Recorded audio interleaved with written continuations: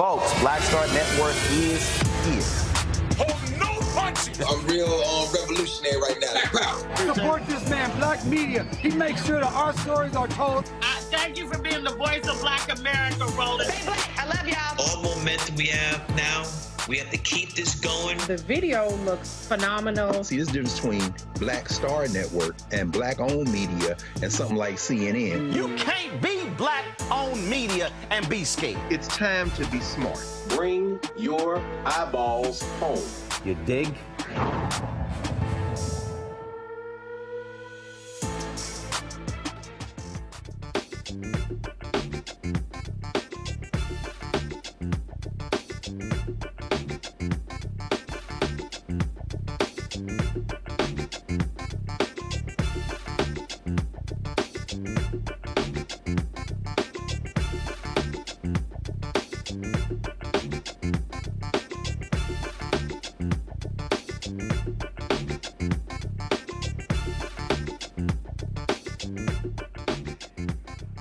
Hey, folks, today is Friday, August 9th, 2024. Coming up on Roland Martin Unfiltered, streaming live on the Black Star Network. Former Chicago Mayor Lori Lightfoot's investigation into Dolton Mayor Tiffany Henyard's misuse of village funds. They released their preliminary findings that prove the village is more than $3.5 million in debt. One of Dolton's trustees is here to break down the numbers. A federal judge in Virginia threw out a lawsuit challenging Governor Glenn Youngkin's process for restoring voting rights for people convicted of a felony. The state's NAACP President will join me on the show. Former San Francisco Mayor Willie Brown says Donald Trump is, well, full of crap when it comes to their relationship, and said he was no way in hell he was in the helicopter with the Orange Man. Nashville's MeHarry's Medical College has received a $175 million gift from the Bloomberg Philanthropies. Actually, 4 HBCU medical schools have received a total of $600 million. MeHarry's president will join me on the show to discuss these gifts. Plus, in our Education Matters segment, Vintage Gibson, the U.S. Mint's first black director, will talk about the educational opportunities the Mint is offering students. It's time to bring the funk. I'm Roland Martin Unfiltered on the Black Star Network. Let's go. He's got it. Whatever the miss, he's on it. Whatever it is, he's got the scoop, the fact, the find. And when it breaks, he's right on time and it's rolling. Best believe he's knowing. Putting it down from sports to news to politics. With entertainment just for kicks, he's rolling. It's on go, roll, y'all. It's Roland Martin, yeah. Rolling with Roland now. He's funky, he's fresh, he's real, the best, you know he's Roland Martin now.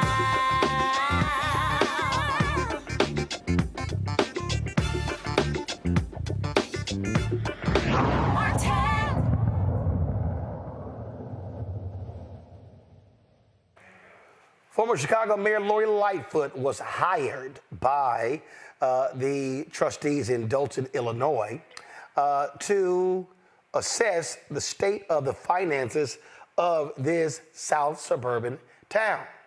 Well, she left the residents dumbfounded after revealing her findings of an investigation into Mayor Tiffany Henyard's alleged egregious misuse of funds. Dolton trustees hired Lightfoot as a special investigator to investigate the allegations against the mayor. On Thursday night, Lightfoot revealed to residents the extent of Henyard's alleged misuse. Lightfoot stated that in April 2022, Dolton's general fund balance was $5.61 million. Not now. This has been a challenging investigation, to say the least, because we have not received the level of cooperation from the mayor and her team that I would have hoped. Nonetheless, we've had, I think, a breakthrough that's allowed us to be here in front of you today to give you the information that I know the trustees for sure and the members of the public have been seeking for some time. Many of you know that the village's fiscal year runs from May 1 to April 30th. So it's those 12 months, but they spanned 2 years. Certain financial disclosures are mandated under state law that the village reports to the comptroller of the state each fiscal year. Two documents that we're going to talk specifically about are the annual financial report, and you see the citation there, it's a state law, and the audited financial statements. The village has not, and let me repeat that, the village has not complied with these statutory requirements since fiscal year 2021. There's no annual financial report available after 2021 and no audited financial statements after 2021. So what that means is the information that we're providing you has not been thoroughly audited by a CPA, but we do have information coming from an entity that essentially serves as the finance department of the village. Historically, from what we can tell, the village has had small or no full-time financial staff. At various times, even though statutorily there's a provision for a city treasurer, None exists and hasn't for some time. There's a provision for a finance director. There's been intermittent people that have served that role, but that role has been vacant as of May of this year. And before that, the person who held the role started working part-time as of the end of December in 2023. So as of May 30th of this year, the village's general fund was in a net deficit position, meaning that there is insufficient funds in that general fund. As we mentioned, the general fund is used to account for the majority of the village's day-to-day operations, including payroll and vendor payments. The village's special revenue fund and debt service fund, however, are in a positive position, but each of those funds are restricted funds, meaning you cannot borrow from one to give to the other. And that is what's causing, in part, the financial crisis. What's next you can see is a graphic that depicts where we started as of April, where the village started as of April of 22, with positive of $5.6 million in the general fund, and where we are as of May of 2024, which is a negative $3.65 million. Mayor Lightfoot, if I may. Yes, sir. Just kind of as a summary now, just quick numbers. So in a 2-year span, we're talking about a $9 million swing or $9 million of deficit over that course of time. Would that be most accurate? Yes, sir.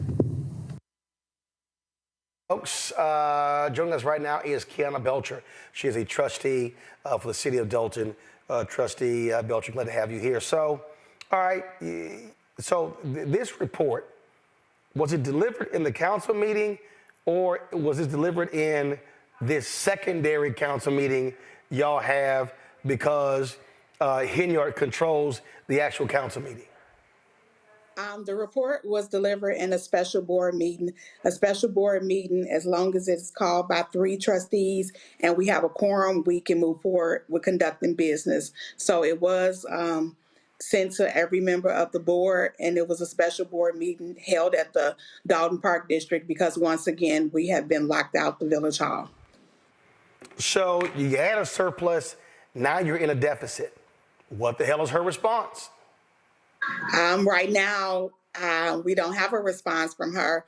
If you've been watching or anybody has been watching over the last 3 years, we've been requesting information. We've been locked out of our My Viewpoint, which is the account for transparency of where invoices and receipts go. We kind of had an idea that we were in bad shape, but to see those numbers revealed last night was gut punching. It was sickening, and it just was a hard pill to swallow that a group of people have put us in this financial debt. Say a group of people, when she was on this show, she claimed she knew nothing about this foundation. Then we found out that everybody who was tied to it had a direct relationship with her. One guy worked for the city as well as for the township. He's been indicted by the feds. And so, I mean, you know, what does that tell you that she will brazenly lie like that? Absolutely. She has been lying to the residents all the time. She's a recalled mayor. She has been recalled. She kept promising things to people. She was doing things without board approval. Keep saying that there was a $6.8 million grant and all these grants was coming when we knew that, we had an idea that none of those funds had been deposited in the account. She's a habitual liar. She can't help herself. When you say that she's been recalled, what does that mean? The village of Dolton went through a recall process at election in 2022, and the residents recalled her to try to put her out of her seat. Okay, that was in 2022. This is 2024. Yes. What happened? Was it a new election supposed to be scheduled? Our next election is not until February of 2025, so she was able to retain her seat as the elected mayor until her term is up. How? But she was recalled. I'm confused. The judicial system sometimes doesn't work in our favor. They said it was based on the technicality that you couldn't place a recall and the mechanism and recalling her at the same time, but it was obvious that the citizens wanted her gone. Wow. So she hasn't responded to this report about Mayor Lightfoot. First of all, the report by Lightfoot, that's been paid by the city of Dolton, correct? That will be, yes, that's correct. Okay. So she's offered no response thus far, huh? No. And what amazes me is that on Monday's meeting, while we had discussions about laying people off, because since we have been getting some contact with the CPA, which they were at one point not giving us information, they were saying we had to do hard cuts. We had to cut back on spending. We made provisions to get the spending for the credit card froze. We put a limit on it. So we have started taking actions to try to stop some of this bleeding. But she came to the meeting with 2 federal criminal attorneys. So if you're not doing anything wrong, why would you be coming to a municipal meeting with federal attorneys?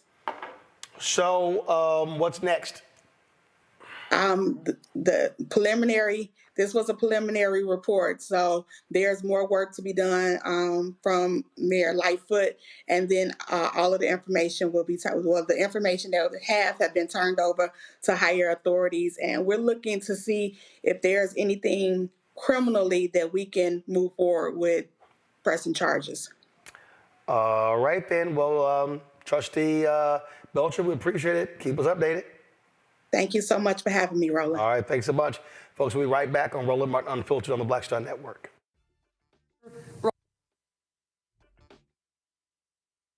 Next on the Black Table with me, Greg Carr. It's a rare occasion when a course taught in high school becomes a topic of national conversation, let alone a burning controversy.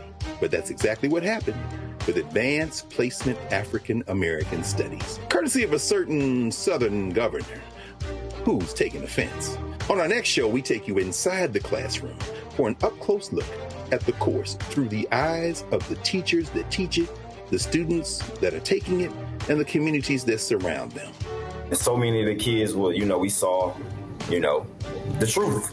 And it just impacts those kids in such a big way. A master teacher round table on the next Black Table that you do not want to miss, right here on the Black Star Network. On the next A Balanced Life with me, Dr. Jackie, stressing over money. Record inflation is making it hard to not only balance our checkbooks, but to balance our emotions. The way the whole economy is set up really is to play with our emotions. A very special show coming up with America's Wealth Coach, Deborah Owens. And our all-star panel will share insight, advice, and tips on how to keep your head above water and balance your life. That's on next, A Balanced Life on Black Star Network. Hello, I'm Paula J. Parker. Truly proud on the Proud Family. I am Tommy Davidson. I play Oscar on Proud Family, Louder and Proud. Hi, I'm Jo Marie Payton, voice of Sugar Mama on Disney's Louder and Prouder, Disney Plus. And I'm with Roland Martin on Unfiltered.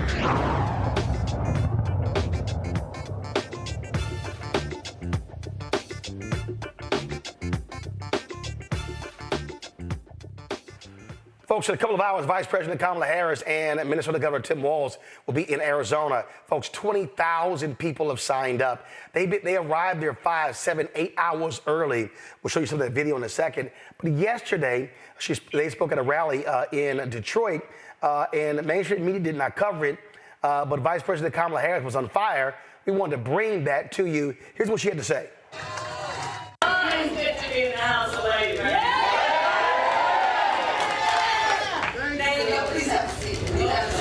Okay, so let me just say, first of all, can we hear it again for Tim Walz?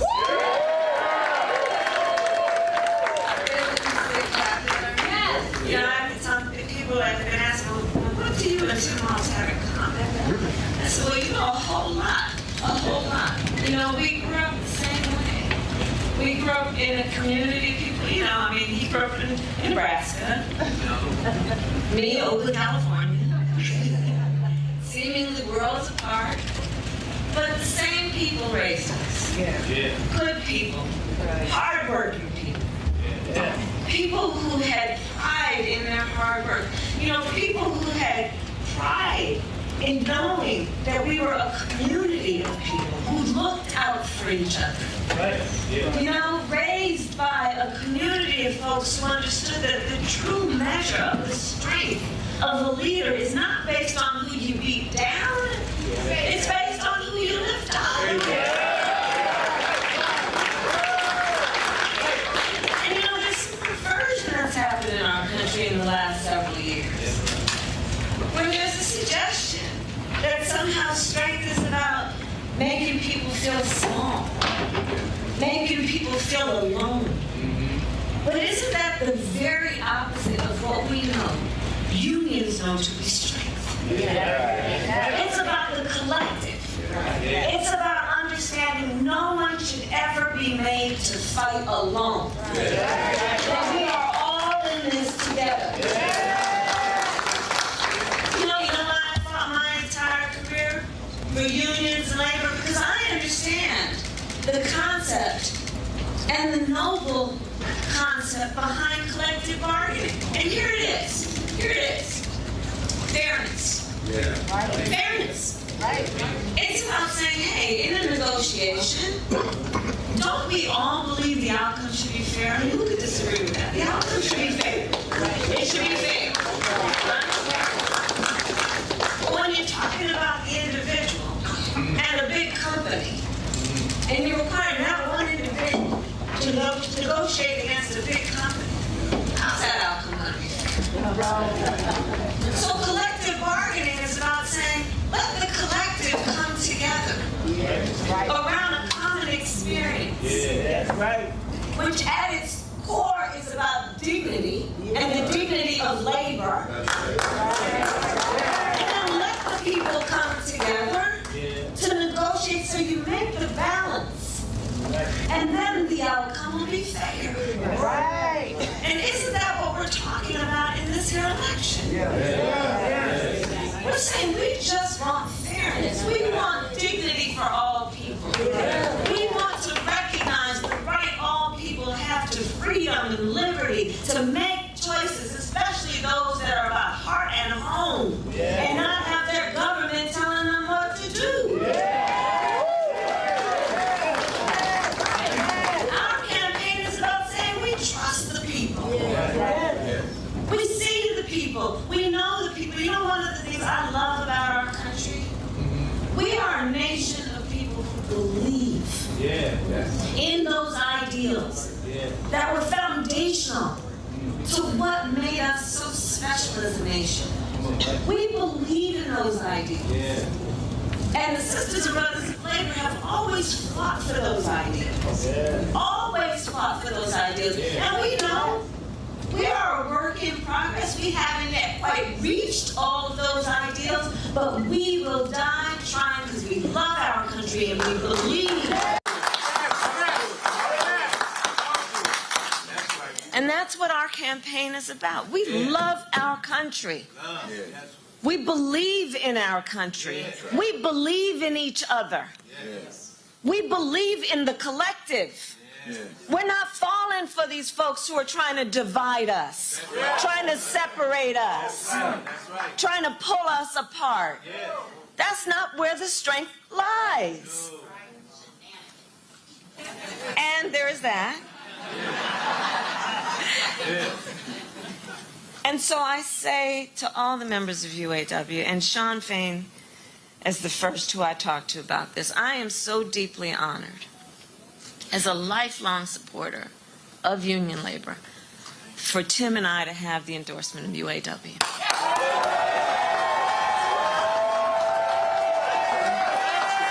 So deeply honored. Because you walk your walk. You walk your walk. And what we know, like we have talked about, we got 89 days to get this done. You know, the one thing about all of us is we like hard work. Hard work is good work. Hard work is good work. The thing that we like about hard hard workers, we have fun doing hard work. Because we know what we stand for. And that's a big part of this campaign. You know, when you know what you stand for, you know what to fight for. We know what we stand for, and we stand for the people. And we stand for the dignity of work. And we stand for freedom. We stand for justice. We stand for equality. And so we will fight for all of it. And the bottom line about UAW is that I also know, and I'll say to all the friends watching, look, even if you're not a member of a union, you better thank unions. For that 5-day work week. You better thank unions for that 8-hour work day. You better thank unions for that vacation time. So I'm here to say thank you. Thank you. Thank you. Thank you to the sisters and brothers of UAW for all you are and all we will do over these next 89 days. God bless you. God bless you. All right, folks, going to bring in my panel right now. Joining us on today's show, we have Matt Manning, civil rights attorney, joining us out of Corpus Christi. Michael Imhotep, host African History Network show out of Detroit. Teresa Lundy, principal founder of TML Communications out of Philadelphia. Teresa, I'll start with you. That was a vice president, not on teleprompter, speaking directly from the heart. And that is what is sparking fear in the hearts of Republicans. They're going crazy. They don't know how to hit her. They're trying to hit Governor Walz on his military record. You got Megyn Kelly out here talking about tampon Tim, all that stupid stuff. I mean, they literally look like just childish individuals as they try to attack the Democratic ticket. Republicans look not only scared, but they are very, very worried. You know, we have seen the message change because they were very clear that Biden was the target. But when you have an African-American woman opening her mouth and telling the American people the truth of something they do know, right? So I think getting the support of the unions is something very special. It is a very hard task to complete, I know, because we work on local and statewide campaigns. So when you can do that and galvanize those hardworking people, it is saying something strong about your campaign. Because that, you know, when you're fighting, you have to fight with a record. And I think that's what unions and that's what other organizations that will be endorsing Kamala Harris in the future will be seeing. And that's exactly what she'll be saying. So I'm excited to hear more speeches like this in the coming days. Matt, we had, of course, the news conference, if you want to call it that. I call it a lie fest yesterday with Donald Trump. And all he did was whine about, how he doesn't get credit for his crowd size. They, again, Amanda, straight up, they're scared of what they're seeing. They cannot handle the type of enthusiasm and the interest that they're seeing for Democrats, whether they were in Philadelphia or Wisconsin or Detroit, and now today in Arizona. I think that's right. You know, I didn't get to hear the press conference yesterday, but I heard part of it on NPR this morning, and it's the same old thing, the same old talking points, the same old, apply a nickname to somebody and ride that nickname forever and try to get kind of the buzzwords and the interest for, little pointed things that he said. I think that they are, in fact, afraid. And I think I heard this morning that he's allegedly now saying he'll commit to 3 debates. But I think this is something that I said last week. One of the benefits to her having been a trial lawyer is she's extremely good on her feet. So even somebody in the crowd saying something, she's able to incorporate that. I will probably be the dissenting voice on this and say I think this is a little bit of a missed opportunity, at least the part that I heard, because unions are so important to the fabric of not only this country, but a very important electoral contingency. And I think this is an opportunity, could have been an opportunity to really delineate for working people exactly what some of those policies are. However, I don't know the circumstances under which this event went about. So maybe that's something that's kind of a foregone conclusion and they didn't need to do that. But I think with the inclusion of Tim Walz especially, they're speaking to people of the Tim Walz ilk. And I think an opportunity like this is the perfect time to say exactly what they are going to do for working people. And I'm hoping I get to hear some more certainty on that going forward. But I do think Trump is afraid. And I think that they recognize that this is not the same Joe Biden they had been preparing to run against. This is a completely unknown quantity, and it's showing that she is very good on her feet and very good in front of a camera, as is Mr. Walz, and that creates a big problem for them. You know, I keep making this point that you cannot in any way replace enthusiasm. You cannot try to mimic it. You can't try to do it, you know, just, you can't manufacture it. It has to be organic. And what we're seeing, you know, what we're seeing here, Michael, is a Republican response that is freaking out. Now they're trying to use the media against the vice president. Oh, she's not taking questions. She's not, you know, holding news conferences. Okay, whatever, dude. And it's driving them nuts. And then, of course, now they're like, I saw Frank Luntz, like, you go to her website, there are no policy positions that are on her website. And you go, well, actually, all you got to do is listen to what she's actually saying, and then you'll hear the policy stuff. And they just don't want to even deal with any of that. And I think, again, the smart strategy for Harris-Walz is to keep pounding them, keep having these rallies, keep signing up thousands of volunteers, keep raising money, because it's getting under the skin of Donald Trump and all his supporters. Absolutely, absolutely. And Roland, thanks for showing that clip. That was actually in Wayne, Michigan, where it was yesterday. I watched the video, and you broadcasted it yesterday as well. So thanks for broadcasting the rally that she held at Wayne, Michigan, with the UAW and Sean Fain. So. And you're correct. Mainstream media did not cover this. They only covered like the last few minutes. They spent almost an hour covering that BS press conference that Donald Trump had, where he largely did not answer the questions that the press answered. And he just went on. It was just his grievance press conference. It was a grievance conference where he just continued to lie. So the Trump-Vance campaign is scared to death. When you have Trump, who didn't show up to any of the debates during the primaries. Now he wants to have 3 debates with Vice President Kamala Harris, who he calls dumb. Now, just a few days ago, he did an interview where he said, why should I debate her? Okay. But then polls started coming out showing her surging and actually beating him. Now he agrees to the September 10th ABC News debate after he tried to back out of it and cited a defamation lawsuit he had against ABC News and George Stephanopoulos, right? Okay, but he agreed to the debate after he filed the lawsuit. Okay, so now he agrees to that. Then he wants the September 4th on Fox News and another one on NBC. He's scared to death. They don't understand how to deal with this. He talks about crowd size. This fool said that he had more people on January 6th, okay, at the White House than Dr. King, August 28, 1963, at the March on Washington, where he had 250,000 people. So one of the things that's taking place is Donald Trump is unraveling. And there are articles, The Independent had one, where you have Republicans who don't think Donald Trump is mentally stable to survive this campaign because he's getting worse day by day. So Biden-Harris needs to continue to register people, continue to have these massive rallies, because enthusiasm is contagious. You're right, Roland. You can't fake this. There's a whole political shift that's taking place, and it's going to impact down ballot as well. They could maintain the Senate, keep the House, and get the White House back. So this could be really huge. We've got less than 90 days. It's time to go. Well, look, I mean, you know, again, we see exactly how this whole thing is shaping up.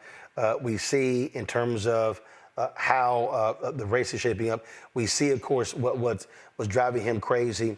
And again, I'll say this here, Teresa. There's no way in hell the Harris campaign should agree to any debate that involves Fox News.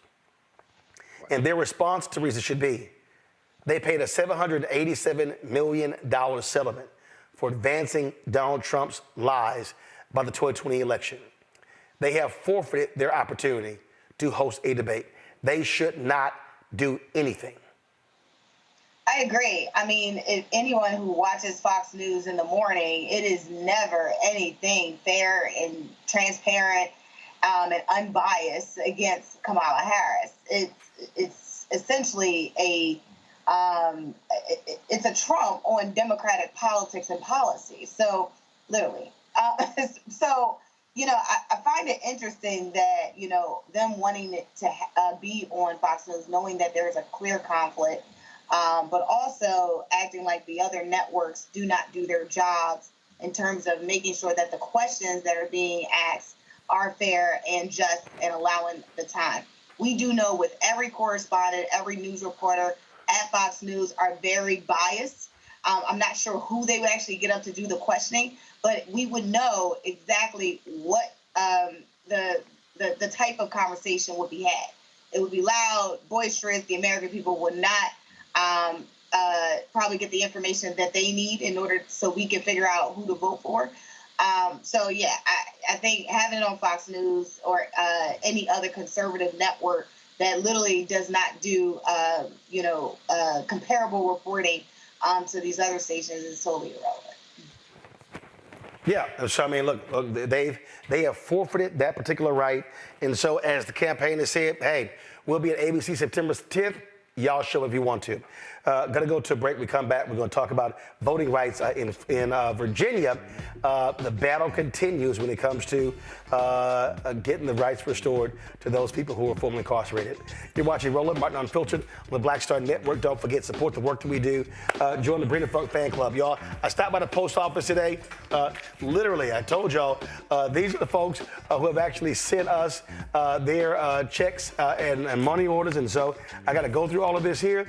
And so if y'all want to support the work that we do, we are going to Chicago for the Democratic National Convention. It's going to cost us about $25,000. We leave live broadcasting every single day, 6 to midnight. So your support is critical. So see your check and money order, P.O. Box 57196, Washington, D.C., 20037-0196.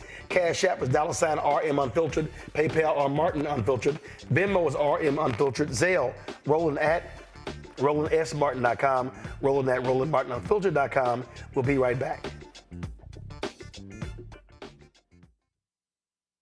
I need you to scream for your new beginning. 5, 4, 3, 2.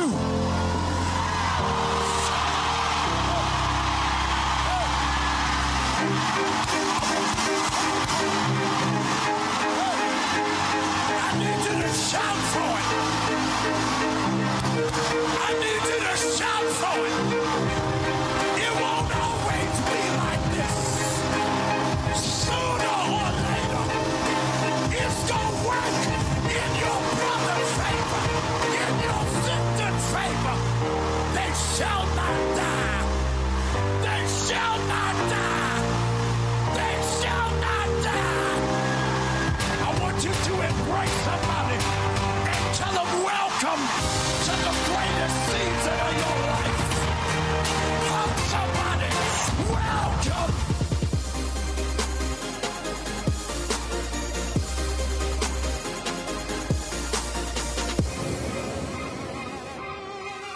On the next A Balanced Life with me, Dr. Jackie, stressing over money. Record inflation is making it hard to not only balance our checkbooks, but to balance our emotions. The way the whole economy is set up really is to play with our emotions. A very special show coming up with America's Wealth Coach, Deborah Owens. And our all-star panel will share insight, advice, and tips on how to keep your head above water and balance your life. That's on next, A Balanced Life on Black Star Network.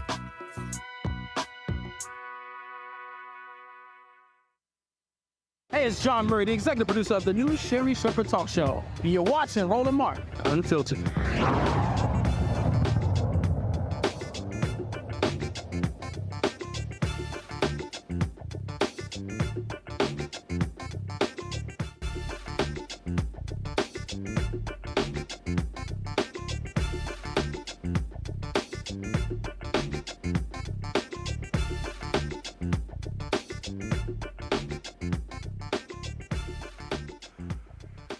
federal judge in Virginia denied a challenge to Governor Glenn Youngkin's process for restoring voting rights for people convicted of a felony. The original lawsuit challenged whether Youngkin violated George Hawkins' First Amendment rights. Hawkins is a felon who has been twice denied the restoration of his rights. U.S. District Court for the Eastern District of Virginia ruled Hawkins filed his lawsuit under the wrong section of the law. The court did criticize the governor's use of power in the only state in the country that permanently strips civil rights away from those who are formerly incarcerated as felons. Reverend Cozy Bailey, the president of the NAACP's Virginia State Conference, joins me right now from Virginia. Glad to have you on the show, Reverend Bailey. So, this is an ongoing battle. Here you have the governor who clearly is not operating in good faith like previous Republican governors like Bob McDonnell. And so he is standing in the way of those who are formerly incarcerated who want their right to vote back. He absolutely is, Roland, and it's good to be with you, and thank you for this opportunity. We in the Virginia State Conference and NAACP have been on top of the things that Governor Youngkin has done in a variety of spaces, but especially this one on restoration rights since he has been in office. And again, you are right. If you look at the records of the previous 3 administrations, beginning with Governor Bob McDonnell, there is almost a cliff that the number of restorations per year that this governor has done has fallen off of. So how many people in Virginia right now who are trying to get their right to vote back? What's the number? I'm not sure exactly what that number is, Roland, but we have found that, again, the numbers that have been approved or restoration of rights granted have fallen precipitously over the past few years.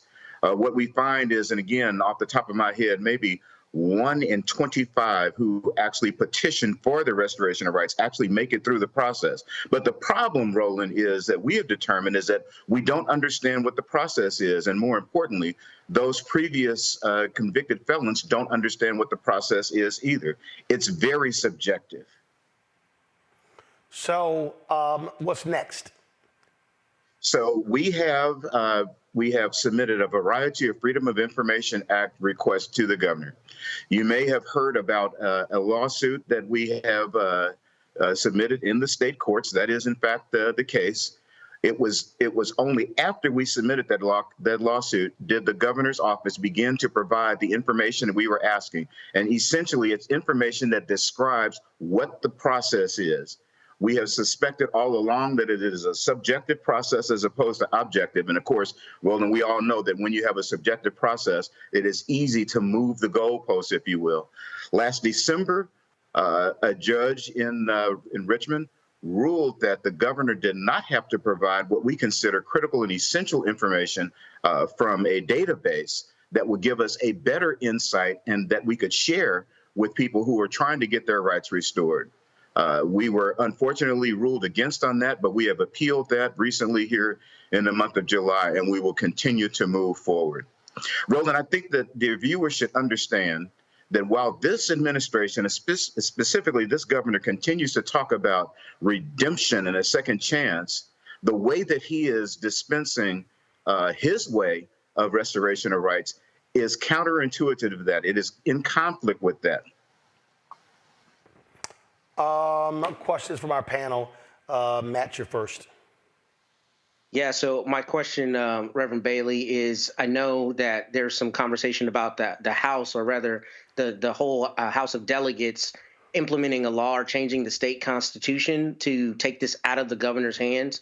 How much traction does that have in the House of Delegates? Because that, to me, seems to be the way to fix this. This is a structural problem with giving the governor too much autonomy to decide whether or not to return those rights. So how are those conversations going? So that's a parallel effort that's taking place. It has been slow traction over the past couple of years because those who agree that a change needs to take place in the Constitution have not been in the majority until this past year. But of course, the governor himself is his thinking is counter to that. And, I'm glad you bring that up. It's not only the House of Delegates, but the whole General Assembly, the Senate also, who has to agree on that. Your viewers should know, Roland, that we probably would not have the Speaker of the House, the Honorable Delegate Don Scott, as Speaker if this governor were in office when Don presented his case to have his rights restored. His story is incredible about how an early in life mistake led him to be a convicted felon. But it was under Governor O'Donnell that he submitted a request to have his rights restored. His rights were restored. He went on to pass the bar and now is serving with distinction as the Speaker of the House of Delegates in the Commonwealth of Virginia, the first African-American ever to do that. Teresa. Thank you so much for taking up this case. What has the approach been to some of the other organizations, not only locally, but nationally, to this issue? Because I'm thinking like for other states that may, be thinking about this is something that they desire to do, how do we put a stop to it here? So, first of all, Virginia is unique in that it is the only state that permanently strips the rights of convicted felons and then forces them to come back and petition for the restoration of those rights through a single source, and that being the governor. The federal lawsuit that Roland talked about at the beginning of this segment kind of emphasized how Virginia is unique in that way, when in a way that almost creates the governor as a monarchy. But at the same time, we are concerned in the Commonwealth of Virginia for the rest of the country, because if we are not successful in stopping and turn this around, perhaps some other states may actually change the way that they do business for restoration of rights for felons and begin to permanently strip them and make their constituents, their citizens, come back to the governor, and is similar to the case in Virginia, and petition in a subjective process for their rights. Michael. All right, Reverend Bailey, thanks for sharing this with us. So can you explain to us, first of all, what is Governor Glenn Youngkin's rationale or explanation of why felons should have their right to vote stripped from them for the rest of their lives after they serve their debt to society? And based upon my understanding of this and the article from the Washington Post, they can get their rights restored on a case-by-case basis, as opposed to them serving their debt to society and it automatically being restored to them. What's the rationale between felony disenfranchisement and voting, or felony eviction and voting? So I love that question, Michael. First of all, let me tell you, I'm not going to take a stroll through the mind of the governor, okay, in the way that you posed that question. But I can explain to you what the basis is of how he does things. In 1870, when Virginia was readmitted to the Union, their Constitution, our Constitution, had some things in it that, again, set apart the governor as the sole authority to restore rights of convicted felons. Now, felonies were defined very differently in 1870 than they are today, but regardless, it is a subjective process as opposed to objective. And so that's the first problem that we have. Then we have a governor who calls himself a Christian, who says that he believes in redemption, who says that he believes in second chances, who acts in the exact opposite way when he exercises that authority that he has been granted constitutionally. I'm being repetitive, but I'll say it again.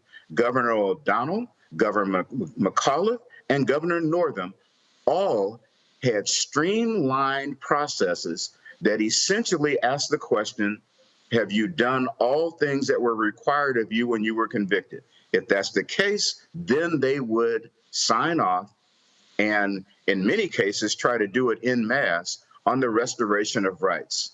This governor has stated explicitly that, and I quote, every individual case is different. And that tells us immediately that he feels that because of the authority that the Constitution gives him, that he can act in a godlike manner. And he can determine when redemption is granted. He can determine, solely him can determine when a second chance is given. And so, Michael, that's what the problem is. The problem is that we don't have a defined process that people can go to and use as a checklist to determine whether or not they are eligible to be re-enfranchised, to exercise the precious franchise of being able to vote, and other citizenship type of rights as well. Okay, thank you. Right then, well, certainly keep us abreast of what's happening there in Virginia. Reverend, thanks a lot. Thank you, Roland. Appreciate the opportunity. All right, gonna go to a break. We'll be right back. Roland Martin, Unfiltered, the Black Star Network. We're gonna show you what's happening in Arizona. Listen, Vice President, the rally doesn't start for 2 hours. They have been lining up for 8 hours in the 105-degree heat. Man, a lot of excitement in Arizona. Back in a moment. When you talk about blackness and what happens in black culture, we're about covering these things that matter to us, speaking to our issues and concerns. This is a genuine people-powered movement. There's a lot of stuff that we're not getting. You get it, and you spread the word. We wish to plead our own cause. Too long have others spoken for us. We cannot tell our own story if we can't pay for it. This is about covering us. Invest in black-owned media. Your dollars matter. We don't have to keep asking them to cover our stuff. So please support us in what we do, folks. We want to hit 2,000 people, $50 this month, raise $100,000. We're behind $100,000, so we want to hit that. Y'all money makes this possible. Checks and money orders go to P.O. Box 57196, Washington, D.C. 20037-0196. The Cash App is $RM Unfiltered. PayPal is R Martin Unfiltered. Venmo is RM Unfiltered. Zelle is Roland at RolandSMartin.com. I am Tommy Davidson. I play Oscar on Proud Family, Louder and Prouder. Right now, I'm rolling with Roland Martin, unfiltered, uncut, unplugged, and undamn believable. You hear me?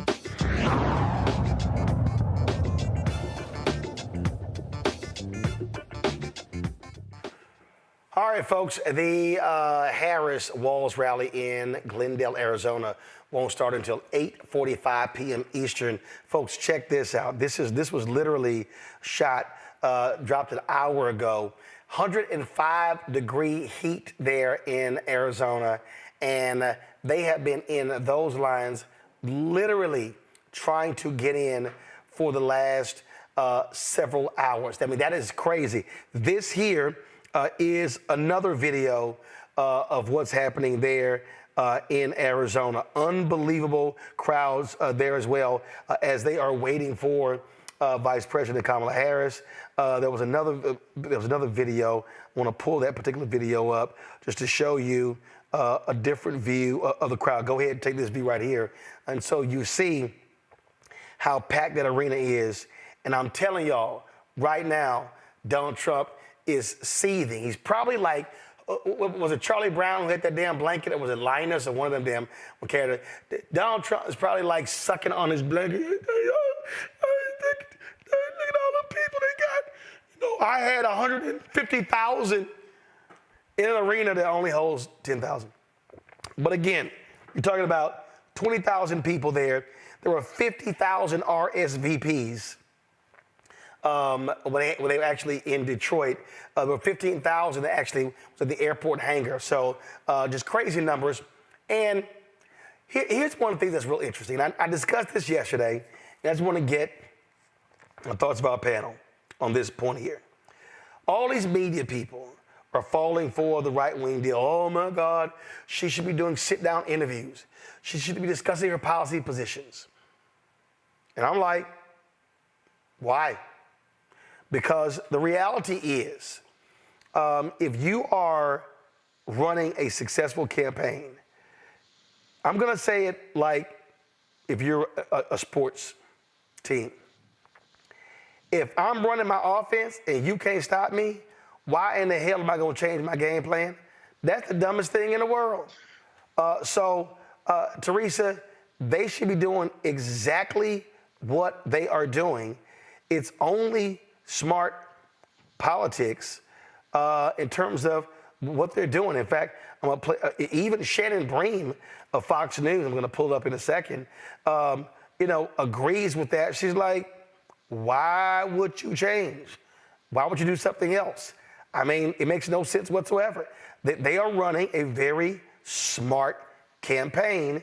And so I say, keep doing what you're doing.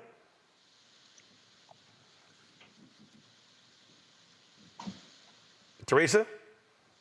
Oh, no, I totally agree. I mean, it's not like, Kamala Harris is a new to the game here. She has been a part of the Joe Biden administration. So we know what she stands for. We know she stands for economic Black and brown businesses. We know that she cares for unions. We know the type of policies that they put out to secure the border. We know what she stands for. And when she's doing these rallies, honestly, that is some of the policy positions that is going out there that people are hearing, and they're still loving who the vice president was. But I don't think a 60-minute or a 30-minute sit-down interview with one correspondent that is asking questions that literally they can Google and find is really going to change the thought process in those watching that one segment. What the Republicans are hoping is that she'll fumble. They're hoping that she'll frill up during a debate or a conversation, and it's just not happening. Yep. Because when we saw it right after the State of the Union speech, she was strong, she was powerful, and she was ready. She was ready to take the position, but she also stood in place. And I think someone with her background, someone with her tenacity and the campaign strategy knows exactly what the American people need. Again, she's not new to this, but it's now time for her to just speak up, and I think she's doing it very well. And I love that what she's doing is driving those yahoos at the 5 on Fox News absolutely crazy. This was a conversation a little bit earlier. Watch this. If you believe that Kamala Harris, and Judge, you're right, there's no substance there in terms of ideas for how she's going to solve problems. You know what I would be doing if I were running against her? I'd be supplying ideas.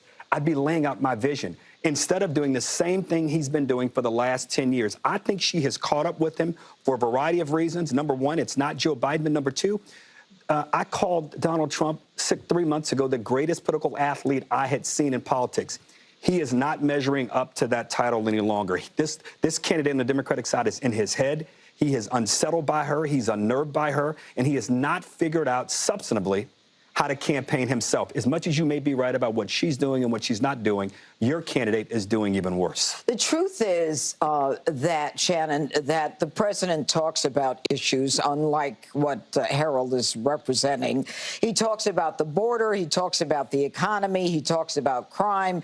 He talks about what's going on in the Middle East, how he made the Abraham Accords, and we're on the verge of a world war in the Middle East, a world war as a result of what's going on. But the truth is, he is getting his word out, and yet Democrats are saying, no, he isn't.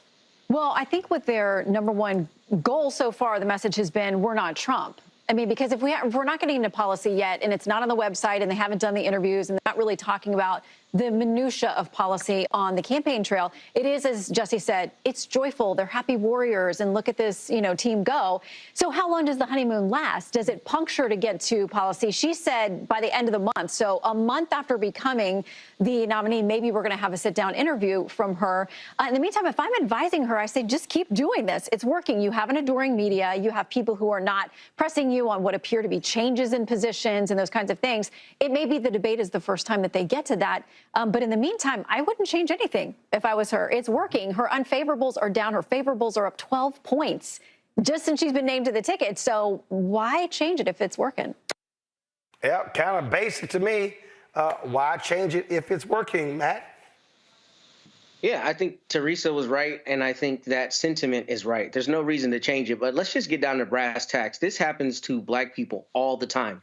When white people, particularly somebody in a position where they are appraising their value, moves the goalpost as to what is acceptable and or applies a completely different barometer to one person as opposed to another. Case in point, I don't know what they're talking about, but I don't hear Trump talk policy. Trump slings nicknames and he slings barbs, and he may say something like the border, but he doesn't talk about deep policy. And in fact, that was strikingly evident in his debate with Mr. Biden. Mr. Biden talked a lot about policy.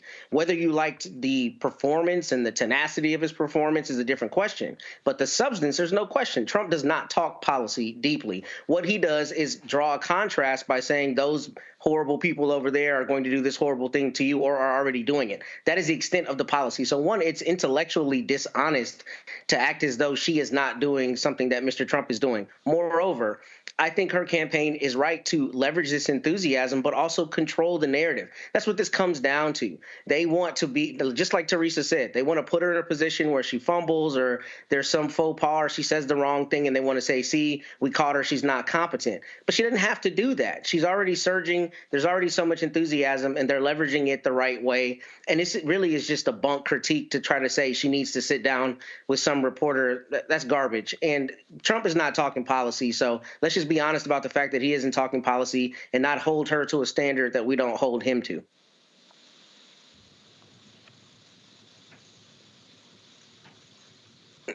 Michael? First of all, when you look at that BS Chiron that they had on Fox News in that segment you just showed, it said cowering Kamala.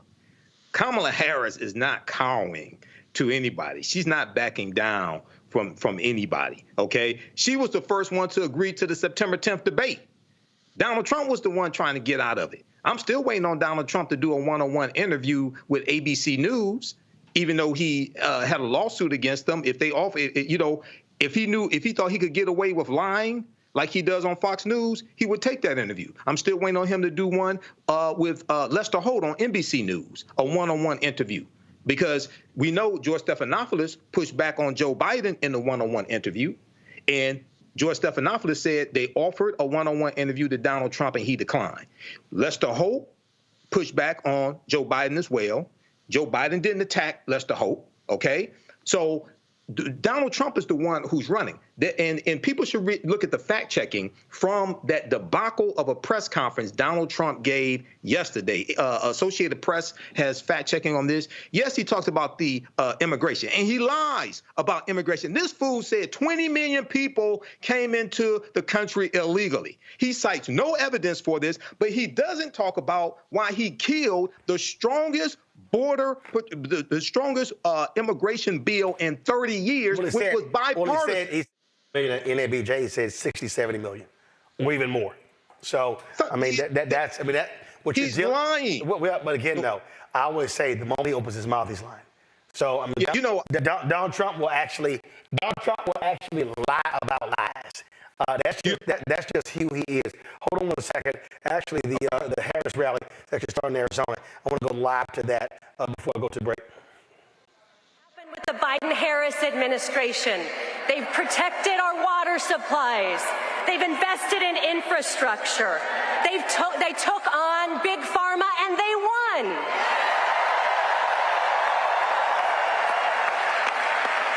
In Phoenix, it's meant thousands of good-paying construction jobs and jobs in semiconductors. Just a few months ago, Vice President Harris and I met with an incredible woman from the Navajo Nation who is a member of our local iron workers union.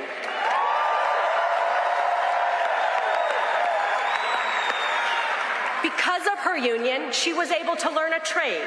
And because of the Biden-Harris CHIPS Act, co-authored by our own Senator Kelly, she's been able to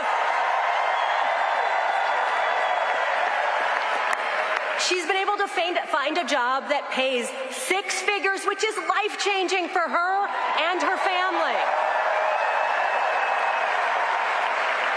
She's earning the most she's ever earned in her life. It's so inspiring, and we can have more of that. That's the future I want, where every American can achieve the American dream, not just those who started at the top, where combating climate change is a real and urgent priority.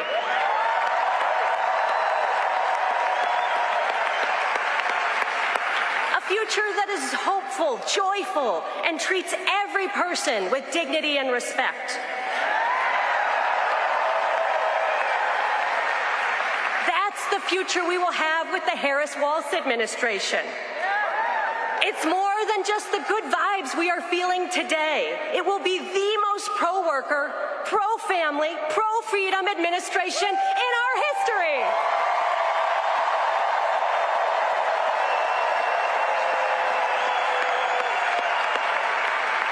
I am so proud to support Vice President Harris and Governor Walz, and I'm ready to work with all of you for the next 87 days to deliver Arizona and the White House. Thank you.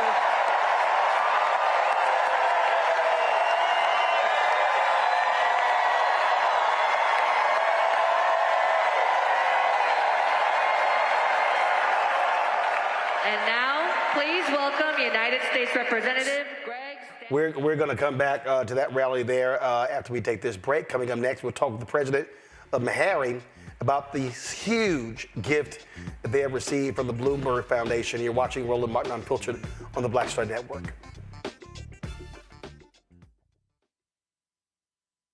Coming soon to the Black Star Network. I still have my NFL contract in my house, having a case. It's 4 of them, for my 4-year contract. I got a $600,000 signing bonus. My base salary for that first year was $150,000. Matter of fact, $150,000. $150,000. That's what I made, $150,000. Now think about it. My signing bonus was a forgivable loan, supposedly. When I got traded to the Colts, they made me pay back my signing bonus to them. I had to give them their $600,000 back. Wow. Yeah, I was so pissed. Because, I try to be a man of my word. I'm like, you, I'll give you your money back.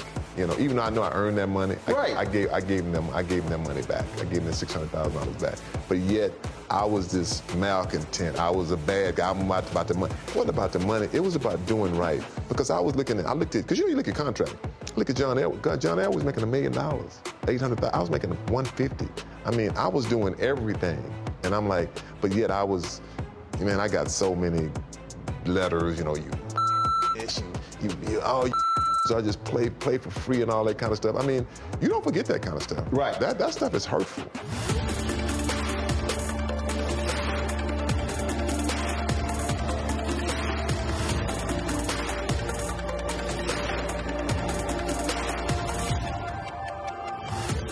It's John Murray, the executive producer of the new Sherry Shepherd Talk Show. This is your boy, Earthquake. And you're tuned in to Roland Martin Unfiltered.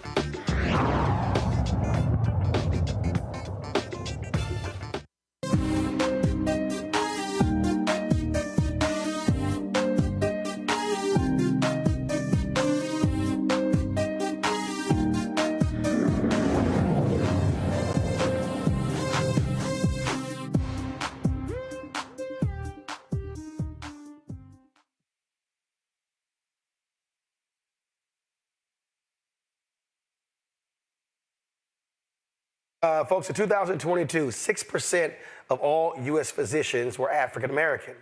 But are you aware that with African Americans representing 13% of the population, that more than half of black physicians graduated from 4 HBCU medical schools? That's why Bloomberg Philanthropies committed $600 million to the endowments of those 4 schools. The gifts are among the largest private donations to any historically black college or university in history, with $175 million going to Howard University College of Medicine, MeHarry Medical College, Morehouse School of Medicine, Charles Drew University of Medicine and Science. They will get $75 million. Xavier University, Louisiana, which is opening a new medical school, will also receive a $5 million grant. MeHarry's president and CEO, Dr. James Hildreth, joins us right now. Doc, glad to have you on Roland Martin Unfiltered. This obviously is quite significant. How did this happen? How did this come about? So, Roland, thank you for having me, first of all. And obviously, we're really excited about this. So 4 years ago, Bloomberg Philanthropies gave the 4 schools $100 million to reduce the debt of our medical students. And building on that gift, they wanted to do something further to make sure that we could sustain our ability to train black physicians. And so they came up with the idea of adding to our endowments to give us long-term sustainability in our important mission. And that's basically what this is a gift to make sure we can sustain and maintain our mission, which I think is critical for the health of America. A lot of people don't really understand how endowments work, how university finances work. And the reality is when you look at HBCUs, lag far behind these predominantly white institutions. And so with this gift, what does it do? How do you use the gift to maintain your long-term vision? So, Roland, what endowments do is they provide a reliable, sustainable source of resources to maintain the mission of the institutions that they are part of. In financially hard times, for example, when it's hard to keep your doors open, endowments allow resources to make sure you can sustain your staff, invest in your programs. And that's why the organization with these large endowments are continually creating new programs. They create endowed scholarships for their professors. It's a number of things that can be done with the endowments that have not been possible for HBCUs because the endowments are so much smaller compared to the big organizations. And so for us, it means that we can be around perhaps for another 148 years doing the important work that we've been doing for the last 14 decades. And again, so that money is invested. It allows for you to draw from that. And what people don't realize is, I mean, listen, the average HBCU endowment is not even $20 million. People don't even understand that HBCUs are really working off of extremely thin margins. And that's absolutely right, Roland. Our endowment before this investment by Bloomberg stood at $190 million, which is one of the largest among HBCUs. But this almost doubles our endowment, which means we'll have almost double the resources on a yearly basis to invest in our students, to invest in our programs, and sustain a high-quality faculty to make sure we can deliver the best to our students. So it's really a transformational gift, and obviously we're very grateful to Bloomberg Philanthropies, and we intend to make the best use of these added resources. Questions from my panel. Michael, you first. All right, Dr. Hildreth, thanks for coming on and sharing this with us. Can you give some examples and reasons why having more African-American doctors will yield a better outcome for African-American patients? There's a lot of documentation on this, but a lot of times people really don't understand the correlation. So I think the best way to frame this is from the perspective of trust. If a patient does not trust that the provider has their best interest in mind, they're not likely to follow the directions given to them by the physician. They might not even fill the prescriptions that have been written for them if they don't trust the physician. And the data are such that we know for sure that when the healthcare provider group matches the communities they take care of, the outcomes are decidedly better. That's particularly true for Black men. When Black men are seeing Black male physicians, the outcomes are really, really good. And there's a study to show that even if there's a few Black physicians in a community that has predominantly a white healthcare workforce, that results in better overall outcomes for the whole community. In other words, we have compelling evidence that's indisputable that Black physicians result in better health for Black communities all over the country. All right, thank you. Teresa? Yes, doctor. Thank you so much for joining us today. For such exciting news. I think my question is more so to some of the responses that you've been getting. I think one of the things that Michael Bloomberg had mentioned was, there's likely some prejudice within it of the reason why you haven't been giving the funding. I thought that was, just powerful in itself because it is, recognized obviously amongst trustees and board members. But what is the response, to other organizations that you've heard in terms of this grand announcement? I think the first thing I would say is that racism is real in the United States. In fact, the former director of the CDC declared racism as a public health crisis that needs to be dealt with. Francis Collins, before he resigned as the NIH director, actually apologized for the systemic racism that had prevented black investigators from getting NIH grants at the same rate as white researchers. Racism is real. People might want to, sweep it under the rug, but it has contributed significantly to the chasm in the health of people who live in the United States. And that was dramatically illustrated during the pandemic, when at one time in some cities in our country, the death rate per 100,000 people for blacks was 10 times as higher than it was for whites. And so we think we have a very important role to play in sustaining the health of America. And that's why these additions to our endowments are an investment in a healthy America. That's the way we look at it. And people need to know we don't just train all black students. We have mostly black students, but we also train Hispanic students and white students. And part of our history that people may not know is that in the late 50s and 60s, in the South, white Jewish students were not admitted to white medical schools. They came to MeHarry Medical College. And so there are a lot of Jewish physicians right now practicing in America who owe a license to having been at MeHarry Medical College for their education. Matt? Yes, Dr. Hildreth, I have a two-part question. So congratulations on this wonderful donation. Does this afford y'all the opportunity to subsidize the students' cost of education to some extent? And the second part of it is, does this afford you the opportunity to create or augment any community health programs you have? What are the outcomes that may be for the wider community and actual health outcomes there around MeHarry?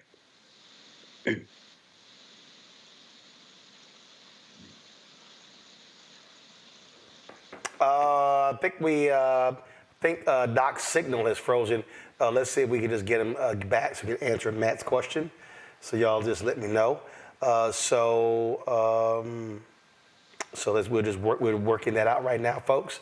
As I said, 4 HBCU schools will be getting the $600 million from the Bloomberg Philanthropies.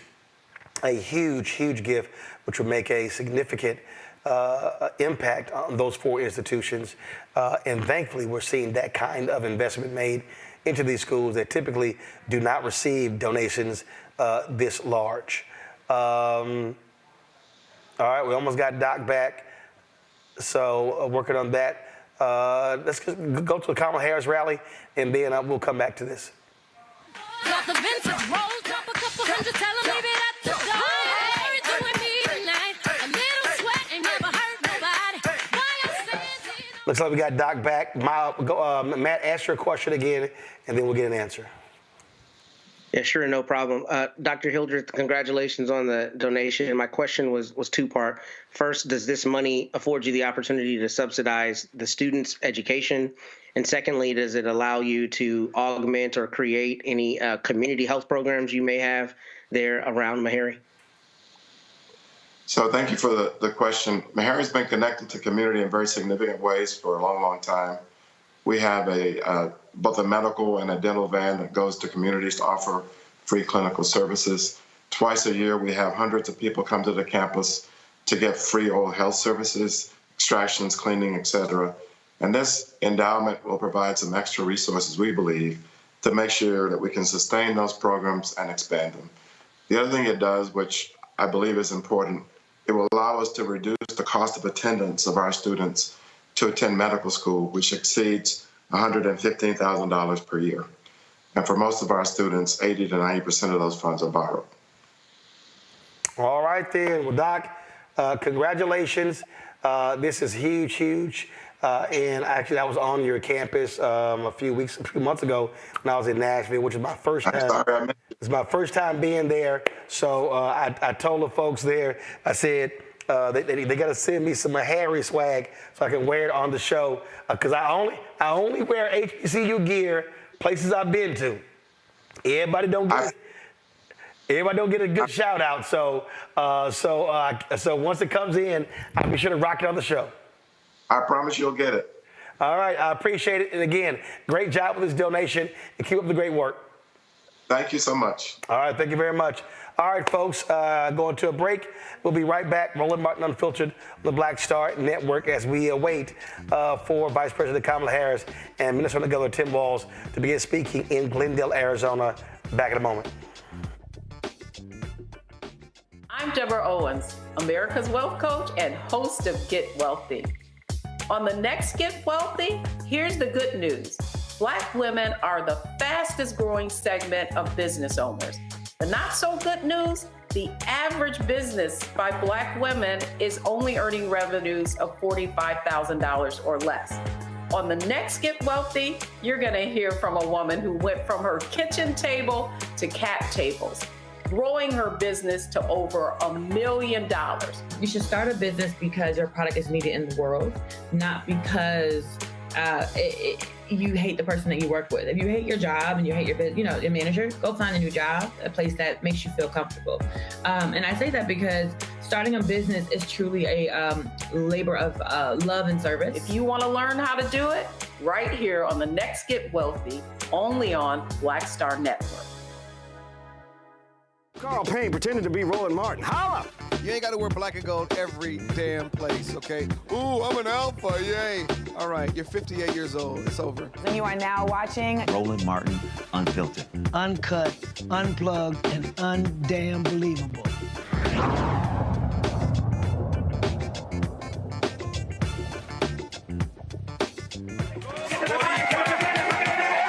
That is the Vice President Kamala Harris rally there in Arizona. And so, you could tell the DJ is all lit up. What is he playing? Oh, yeah. So they got him fired up there in Arizona. They're waiting to hear Vice President Kamala Harris and Minnesota Governor Tim Walz. We go live there when the speakers come on back. All right, y'all. Now, we discussed this earlier. We all know Donald Trump lied about lies. Like, literally, the boy lips start moving, his ass lying. But did y'all hear what this dumbass said yesterday about former San Francisco Mayor Willie Brown? Listen to this lying fool. I know Willie Brown very well. In fact, I went down in a helicopter with him. We thought maybe this is the end. We were in a helicopter going to a certain location together, and there was an emergency landing. This was not a pleasant landing, and Willie was... He was a little concerned. So I know him pretty well. I mean, I haven't seen him in years. But he told me terrible things about her. But this is what you're telling me anyway, I guess. But he had a big part in what happened with Kamala. But I don't know, maybe he's changed his tune, but he was not a fan of hers very much at that point. Really? Well, San Francisco media caught up with Willie Brown. And he was like, that's bullshit. Donald Trump is talking about you today. That's what I heard. I heard that he was doing what Donald does best. Which is? His creativity fictional.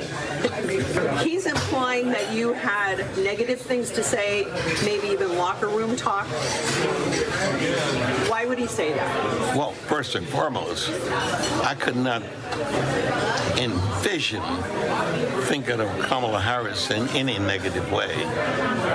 She was a good friend,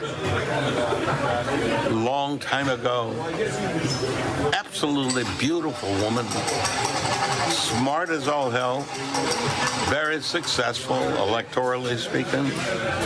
I was a part of every campaign that she's ever been involved in, supported her religiously, and will still do so, and I am just looking forward for the next 89 days. I just can't wait to get her in as president. Is it just me, Teresa, or yesterday there was no pushback on any of those lies? Not a single reporter said, when he said, there were 1 million people at the March in Washington. No, there wasn't. Nobody said, I'm sorry, did you just say you have bigger crowds than anybody? Dude, you never had bigger crowds than Obama. This is the thing that is perplexing to me, is when these media folks sit there and know this man lied, and they just go next question like it's no big deal. That is the big problem for me, this unwillingness to challenge this idiot about his lies. Yeah, and it also shows a bigger problem in journalism in 2024. You know, when we have elected officials, and, you know, Trump can say he's not a politician, but he absolutely is. He was elected, unfortunately, but he was elected. And because of that, you know, that makes him a politician. And politicians have been, you know, known to lie. But in particularly, we have one that is running for president that literally is on attack mode every single time to Kamala Harris and Joe Biden and whomever that is actually doing the work. And so then we have these reporters who are very critical on specific policy positions about the people who are actually doing the work versus Donald Trump, who's like, it's interesting that they actually have to have fact checkers when clearly if you know that some of the things aren't done, if you can absolutely see that the crowds aren't big, if you can see that, you know, during the pandemic, he was the worst. People, hundreds and thousands have died under his watch because of misinformation, because of miseducation. And it's just, again, it has me go back to my journalism class and, you know, my schooling of it, where we're not asking the right questions, like you said, Roland. We're not doing our due diligence. We're not doing investigative reporting. It is, oh, well, if that's what he says, let's go with the flow. And that's a problem. That is a problem because, again, this is why we're having so many issues trying to discern from real news, fake news, and bloggers in between, and who's a journalist and who's a media personality. Because there's so much information that is not being followed up on. And I think that is honestly the real challenge here, especially when we have somebody running for the president of the United States once again.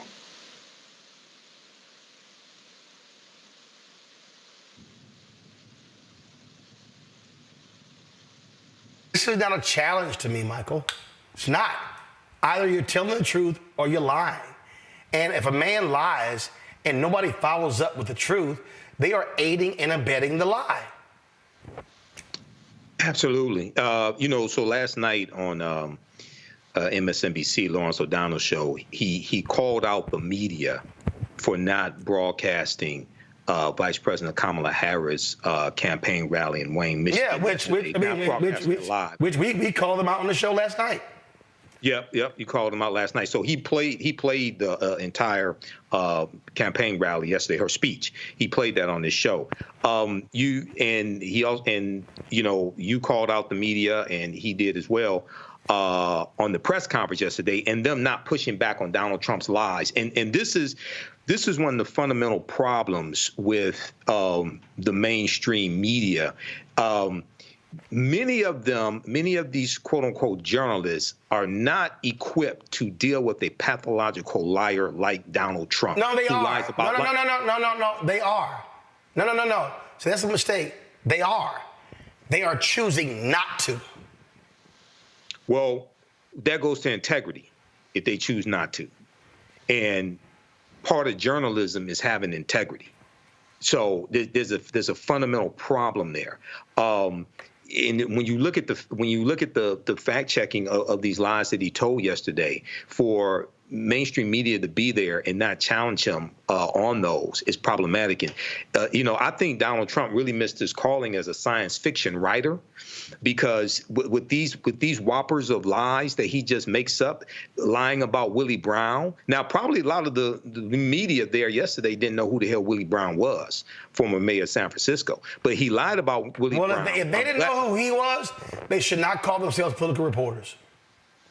I agree with that, Roland. I know who Willie Brown is. I'm glad local media caught up with them. I read the article from the Los Angeles Times about the interview with Willie Brown, and he said, all this stuff is false. And now what Trump is trying to do, he's trying to use a black face to do an underhanded attack on Kamala Harris. That's what he was really trying to do yesterday. Well, but he will listen. He will do that any day of the week, and he will just make up lies, and he'll be like, okay, all right, So, like, here's the thing for Matt. Not one question about this $10 million that allegedly came from Egypt to his campaign. Mm-hmm. Not one question about President 2025. These people who will cover him, they are trash. I'm telling you right now, these folks, they love the Trump shit show. They love the crazy. They thought Biden was too boring. And so they love the mayhem. And so, frankly, I think a lot of these media people would love to see him back in because they know it's going to be nutcase journalism every day. I think that's exactly right. And I think Teresa said it perfectly earlier. I mean, I think they have essentially a duty to let the American people know the truth of things, because this is somebody running for president.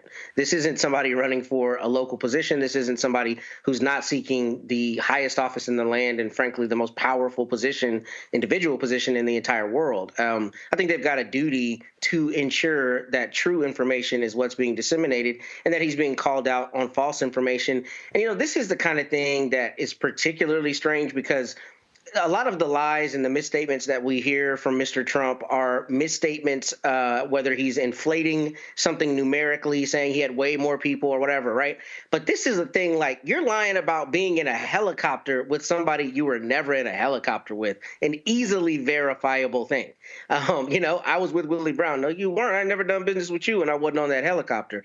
That, to me, in this instance particularly, shows one of two things. It shows just a brazen disregard for the truth, or it shows that he himself is lacking the very fitness that he was calling Mr. Biden out about, President Biden out about. So in that respect, I think that the journalists not calling him out on that is a shirking of their duty. But more so than that, I think it shows the depth to which Trump is willing to say anything he feels he needs to say to get the soundbite. And this is strange because this is easily verifiable. I wasn't on that helicopter with you. And if you're not lying, then you're mistaking me with somebody who's completely different, i.e. Governor Jerry Brown. And if you're mistaking those two people, perhaps you don't need to be in the White House. You think? In the same media, folks, if Biden made a mistake, Biden forgot. He mispronounced the name. He mixed somebody up. Did you see any of those stories? You have not seen the New York Times do cognitive decline stories on Donald Trump. Nope. Don't see it. Ain't gonna see it. I'm telling y'all right now, this is why these mainstream media people are a joke, because they want in on the crazy show that he presents. It is simple as that. Let me go to a quick break. We come back. We'll be right here on Roland Martin Unfiltered on Black Star Network. Don't forget, support us in what we do. Join the Bring the Funk fan club. All these folks, all of this, yep, I got to open up every single one of them. All of this are folks who've sent in their checks and money orders to join our Bring the Funk fan club. They do not believe in the digital stuff. I get it, because guess what? It all cash is the same. So I appreciate all of y'all supporting what we do right here. Don't forget, your contributions make it possible. Our goal is simple. Every year, 20,000 fans contributing on average $50 each, $4.19 a month, 13 cents a day. A lot of people who can't give that. People have given us as little. People have given us $25, $10, $5, $2, $1. People have given us more than $50. I've seen donations of $100, $200, and more.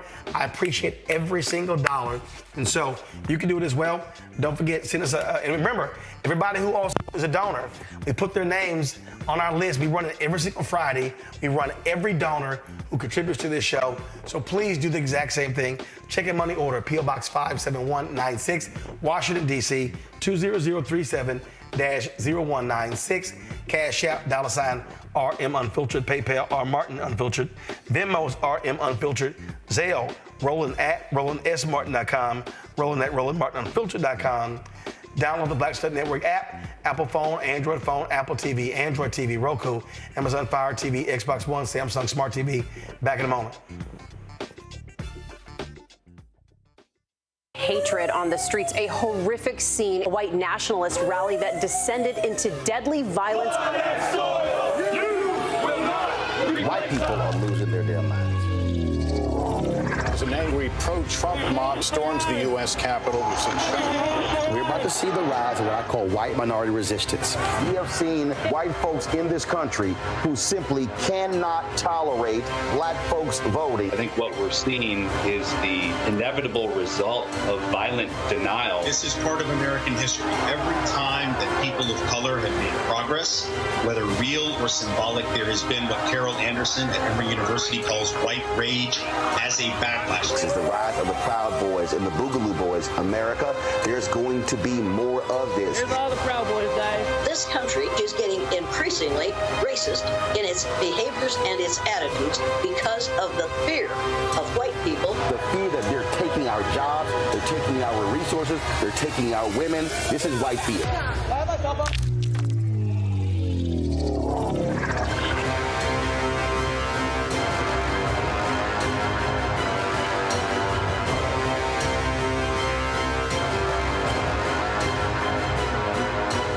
Hi, my name is Freddie Ricks. I'm from Houston, Texas. My name is Sharon Williams. I'm from Dallas, Texas. Right now, I'm rolling with Roland Martin, unfiltered, uncut, unplugged, and undamn believable. You hear me?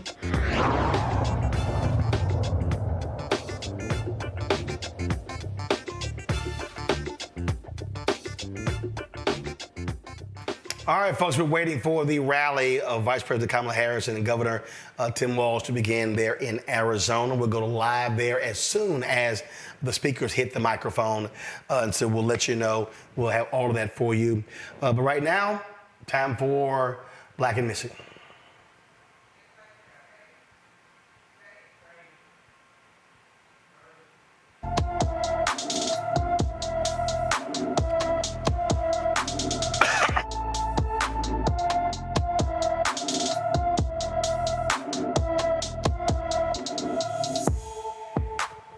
Shania Barber has not been seen since she left her Lincoln, Georgia home on June 17th. The 17-year-old is 5 feet 5 inches tall, weighs 120 pounds with black hair and brown eyes. Anyone with information about Shania Barber should call the Effingham County, Georgia Sheriff's Office at 912-754-3449, 912-754-3449. The 4 hotel workers charged in connection with Devontae Mitchell's death are now in custody. Herbert Williamson was taken into custody 3 days after he and his 3 co-defendants were charged with being a party to felony murder in Mitchell's June 30th death at a Hyatt Regency hotel, according to the Milwaukee County Jail records. The 2 hotel workers, Devin Johnson Carson and Todd Erickson, were taken into custody on Thursday. Johnson Carson worked at the front desk, and Erickson was the security manager on duty at the hotel on June 30th during the afternoon of the altercation. Williamson, a bellhop at the hotel, and the 3 others were charged with after prosecutors scoured videos showing them piling on top of Mitchell as they tried to remove him from the hotel's lobby before he died. If convicted, each would face up to 15 years and 9 months in prison. The Sangamon County, Illinois Sheriff Jack Campbell has announced his retirement amid mounting political pressure after one of his deputies fatally shot Sonia Massey in her home last month. Governor J.B. Pritzker said Campbell needed to step down because the sheriff has failed. Former Deputy Sean Grayson faces 3 counts of first-degree murder, aggravated battery with a firearm, and official misconduct in the July 6 shooting death of 36-year-old Massey. Campbell, who hired Grayson for the Sangamon County Sheriff's Department in May 2023, reiterated his intent Wednesday to stay on the job. Well, that ain't happening. You know what? The reality here, Matt, he should have stepped down because this man, dishonorable discharge, 6 law enforcement agencies in 4 years. If you're looking at a resume, that ain't even a red flag. That's sirens, alarms, that's everything going off at the same time. Oh, absolutely. And it happens very frequently. And we've talked about it on the show. You know, the hiring authorities try to backpedal once that person ends up doing something at a new agency, or like a recent story you had a couple of weeks ago, when they get called out on having hired somebody who's used deadly force, especially in a questionable way. They always act like, oh, I didn't know, I didn't realize the extent of it. And we know that's dishonest. And Some of that is a part of, the thin blue line closing a phalanx in on itself. Some of that is hoping that the public at large just never learns the truth about who this person was. And I'm glad that he has stepped down. I mean, this is one of those situations where if you are in leadership, so I guess he's the sheriff, the equivalent of the county judge or the county mayor, depending on where you live, how do you have confidence in this sheriff, right? Once you know that he or she has hired somebody who's bounced around from law enforcement agencies like that, that is a pretty clear sign that they've got fundamental issues with how they do this job. So it's a good thing that he's gone. And I'm sure he knew about the extent of the problems with this particular officer and just overlooked them. And that's an issue that we see across the country with this exact issue with police officers leaving and being rehired at other agencies after long and sordid histories. You know what? And the thing here, Teresa, he was, this is all political. Then he felt that pressure overnight. 24 hours later, he's gone. Yeah, it should have came sooner. Like Matt said, it's a shame that it takes an outcry by the national public for something they could have done locally a long time ago. If the tables were turned, if the color was different, I'm telling you, would not be a conversation. First infraction, you're out. But it seems like obviously their local politics has kicked in. I'm glad he's out, but will the politics and the traditions change inside that local organization? That's something that we really need to be discussing. Michael? Yeah, Roland. Yeah, he should have already resigned, Sheriff Jack Campbell. But you have to, when you look at, he was, the officer worked for 6 departments in 4 years. You have to wonder, okay, so what type of screening, what type of research was done when he was hired into this sheriff's department? And this calls into mind, why you need the George Floyd Justice and Policing Act, because there was a provision in there that would have prevented this from happening. Officers going from department to department, getting fired from a department, different things like that, going to work in other departments. And just coincidentally, Senator Kamala Harris co-wrote the George Floyd Justice and Policing Act. For all those people out there who says she doesn't do anything for black people, all that stuff, they haven't done their research. At the same time, remember, Donald Trump wanted to shoot George Floyd protesters also. Okay, he wanted to have them shot as well. So imagine that contrast. Yeah, I mean that's what you're dealing with there. And again, every time we see one of these stories, what we are dealing with are laws that need to be changed. And what I said at that news conference in Chicago, Matt, to Reverend Sharpton and Ben Crump and others, we don't have to wait for the George Floyd Police and Justice Act. Put the pressure on Pritzker, say, pass the law in Illinois, and then go to every state and have every black caucus in every state propose the law, get it passed, where law enforcement folks cannot hop from one jurisdiction to the other, create that state database, which keeps these thugs off of the force.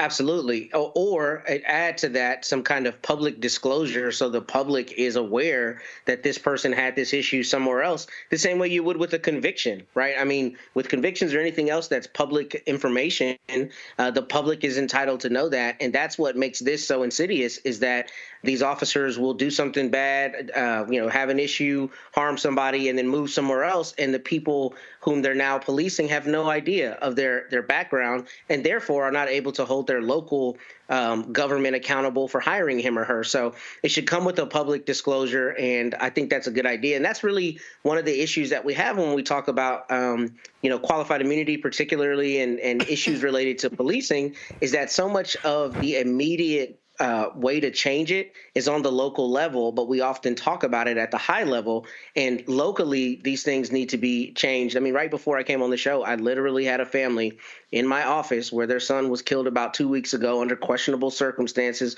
by our local police. And I had to explain to them the difficulties and intricacies of the law in preparing, a lawsuit or preparing an action. And if the law were appropriate on the books, we wouldn't have a lot of the concerns that we have to help vindicate their rights. So So we need to hold our local, politicians accountable in that respect. Folks, right now in Glendale, Arizona, Congressman Ruben Gallego, who is running for United States Senate, is now at the microphone. Let's go live to Arizona.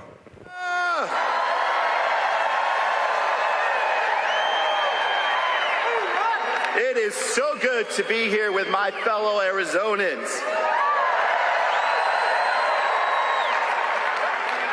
For those of you who don't know me, my name is Ruben Gallego. I'm a dad, a husband, a congressman, and next to be your U.S. Senator.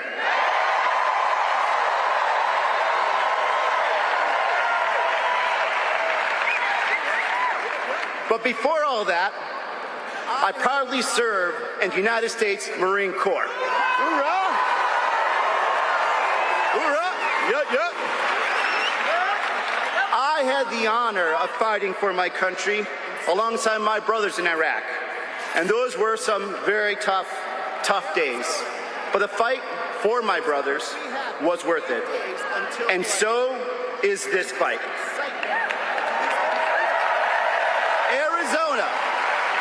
Arizona, we have 88 days until Election Day. And this excitement, this enthusiasm to fight for a better, a brighter Arizona together is what we need. Juntos y unidos, siempre.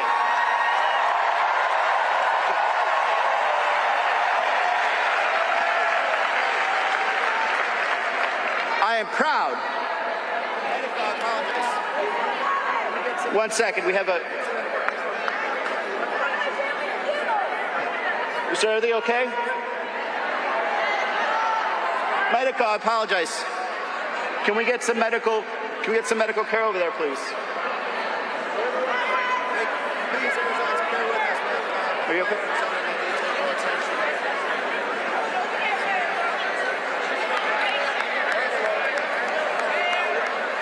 Thank you. Please, Arizonans, bear with us. We have a fellow Arizonan that needs a little attention here.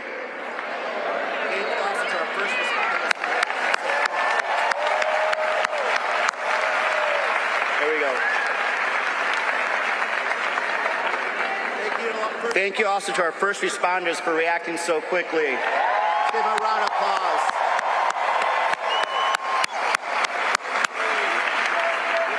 Thank you to first responders, law enforcement, everyone here for protecting us and taking care of ours. Thank you.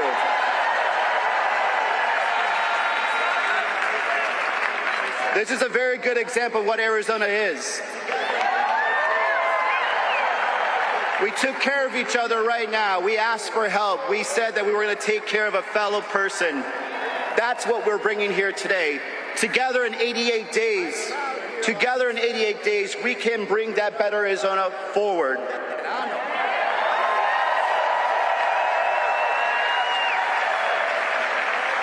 I am proud here also to stand together with another proud veteran, un veterano, Governor Walz.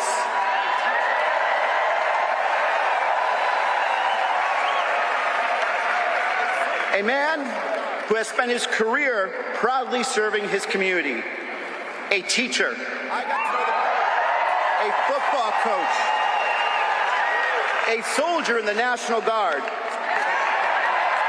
a patriot. I got to know the governor in Congress. We both served on many committees, but I know one thing about him. He always put veterans first.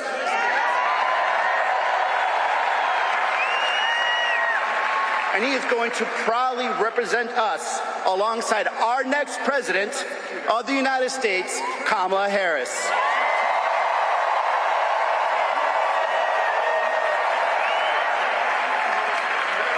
As a prosecutor, as Attorney General, she took on drug cartels.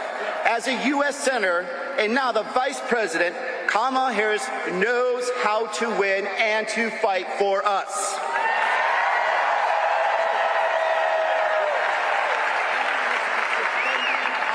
Look, Arizona, we are at a crossroads. We need to be cutting costs for our families. We need to be protecting abortion rights, and we need to be defending our democracy. All that and more are at stake in this election. Since launching this campaign 19 months ago, yes, 19 months ago, I've been proud to crisscross this beautiful state of Arizona. I've spoken to Arizonans everywhere, the farmer in Yuma, the sheriff in Parker, the mom in Mesa, the teacher in Maryville, the student in the Navajo Nation, the abuelita in Nogales. And here's the one thing I discovered. We have so much in common. We want to build a better Arizona for our families and our communities. And that is what this election is about. These politicians, the Kari Lakes of the world, will not give us that.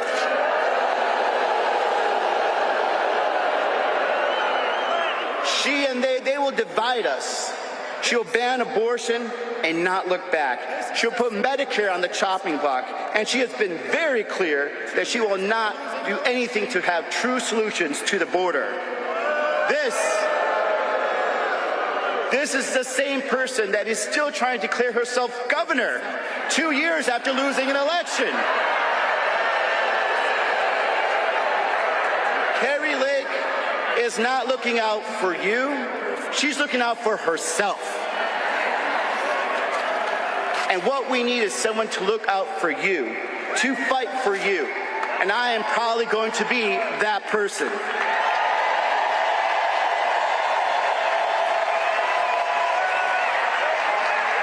Because no matter what, and everyone knows it, once a Marine, always a Marine. And I never back down from a fight. So I'm going to fight for my daughter Isla, who deserves the same rights that her grandma had growing up. Let's fight for her.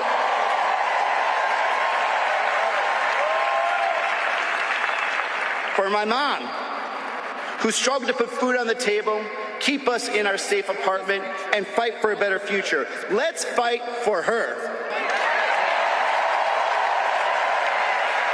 For my son Michael, who deserves the brightest future that I can give him, that this country can give him. Let's fight for him. In the Marines, they teach you a lot of things, but one of the most important things to teach you, if you fail to plan, you plan to fail. So here's what we're going to do in the next 88 days. Let's defeat Kari Lake.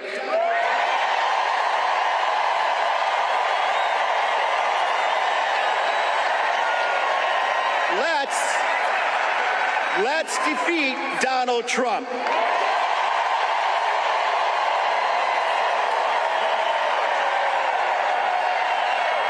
Let's fight for a better future for Arizona. And let's go win. Let us show them who we are in Arizona. Show them that you don't dare to come and try to take our rights, our freedoms, and our future away.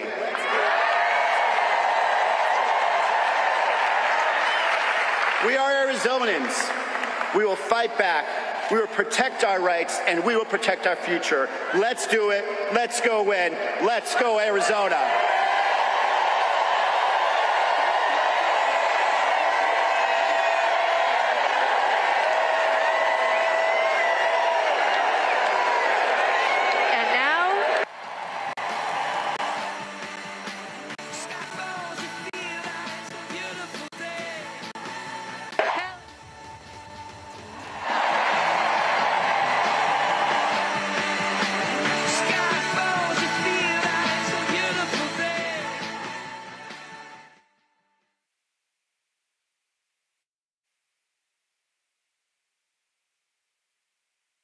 All right, folks, coming to the stage right now is Arizona Senator Mark Kelly and his wife, former Congresswoman Gabby Giffords. You might remember there was an assassination attempt at a grocery store in Arizona where she was almost killed, and she still is affected by that shooting. One of the reasons why both of them are huge gun control advocates. He, of course, was on the short list to be the vice presidential nominee And so he's about to speak right now at the rally in Arizona. Let's go back there.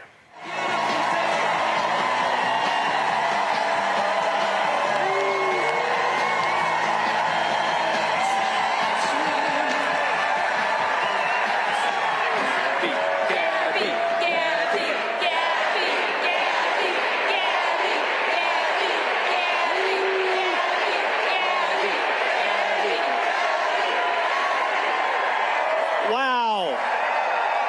What a crowd. What a crowd.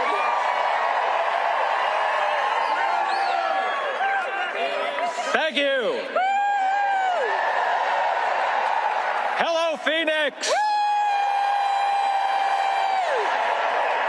It is so great to be home here in Arizona. Woo! And Gabby and I are so excited to be with all of you today. Woo! And to welcome our next president and vice president.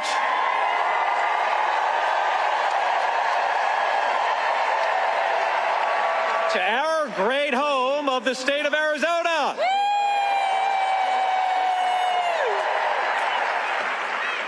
So, guess who won?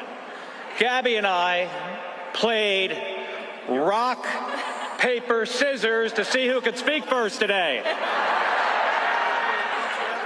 And guess who won?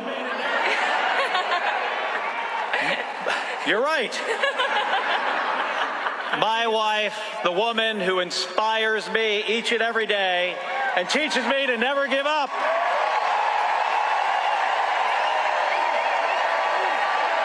Gabby Giffords.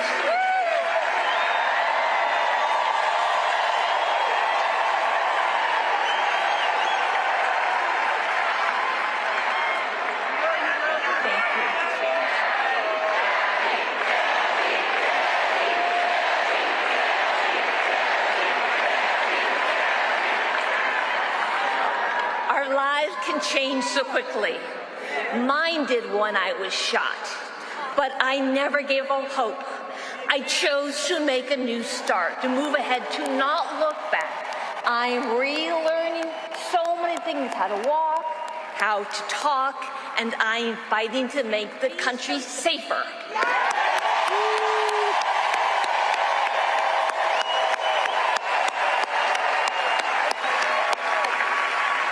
It can be so difficult. Losses hurt, setbacks are hard, but I tell myself, move ahead. I'm finding joy in small things, riding my bike, playing the French horn, going to the gym, laughing with a friend. The small things add up. We are living challenging times. We're up for the challenge.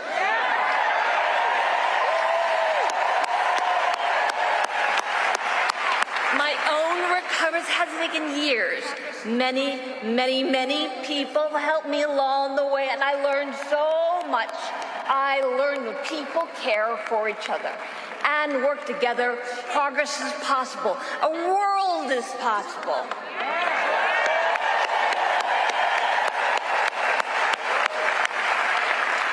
But change doesn't happen overnight, and we can't do it alone. Join me. Let's move ahead together.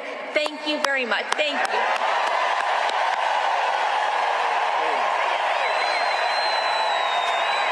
Gabby Giffords, everybody.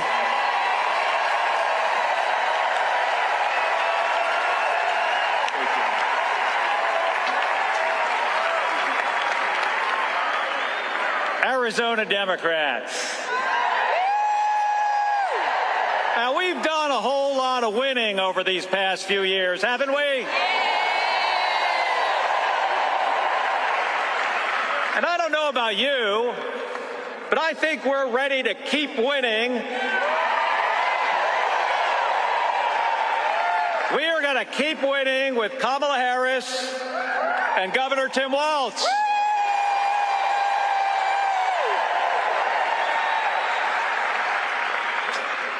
And we've got to, because there is so much at stake.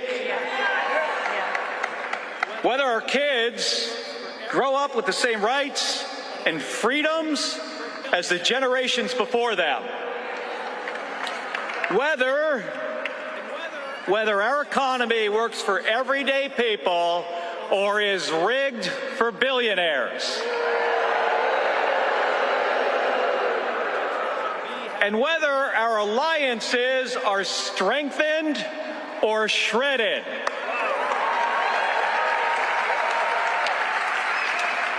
And that's why we have to elect Kamala Harris and Tim Walz.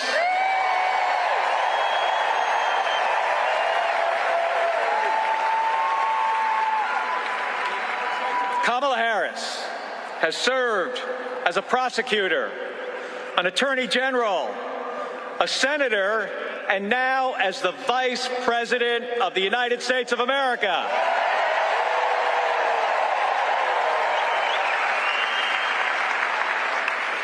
She is the leader we need to take our country into the future.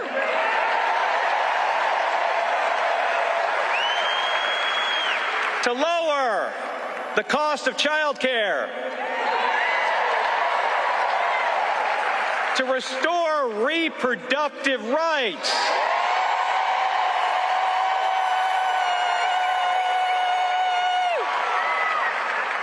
and to help us reduce gun violence.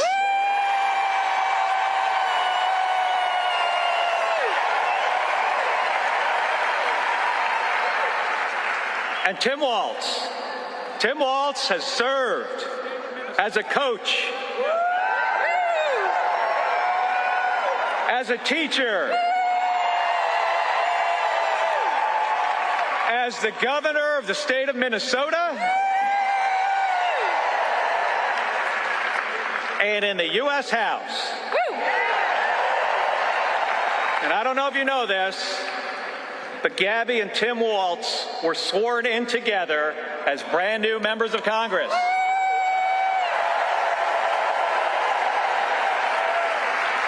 Right?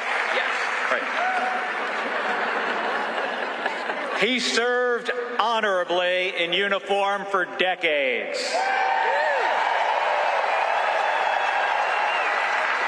And Tim has brought that experience to everything he has done since.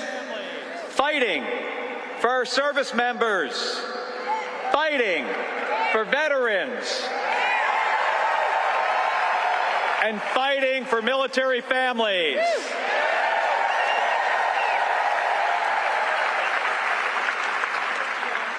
Now, that's not something I expect that Donald Trump would understand.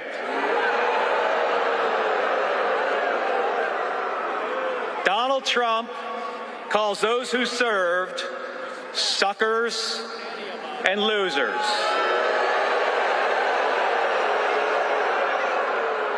And he has zero respect for any of us who have worn the uniform. Folks, here in Arizona, we don't attack people for their service to our country. What do? We thank them.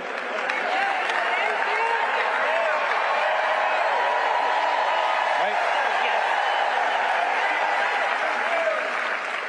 So, how do we help Vice President Harris and Governor Walz win this election?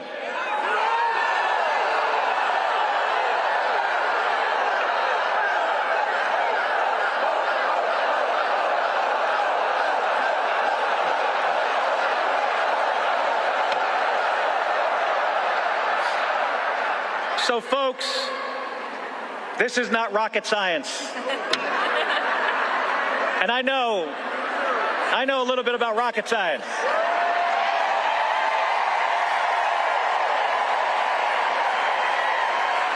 That ain't this. What this is about is who works harder. That's it. It is as simple as that. And here's the thing. I've flown in space 4 times.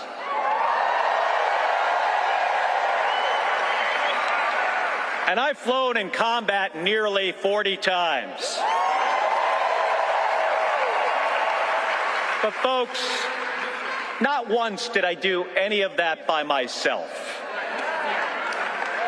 It takes a team of people working together to accomplish a mission. It's always been that way. Now, I may be a Navy guy.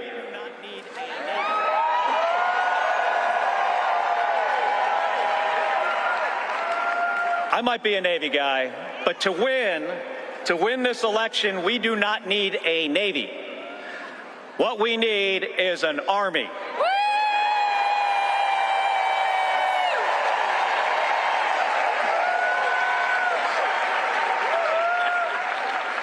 Now, here's the good news. Our future vice president, he's an Army guy.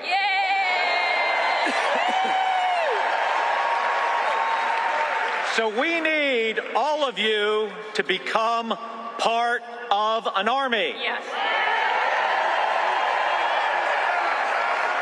An unstoppable army that can get this team through the trenches and across the finish line.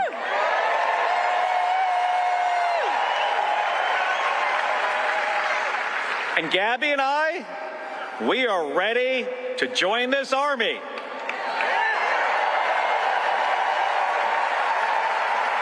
Are all of you?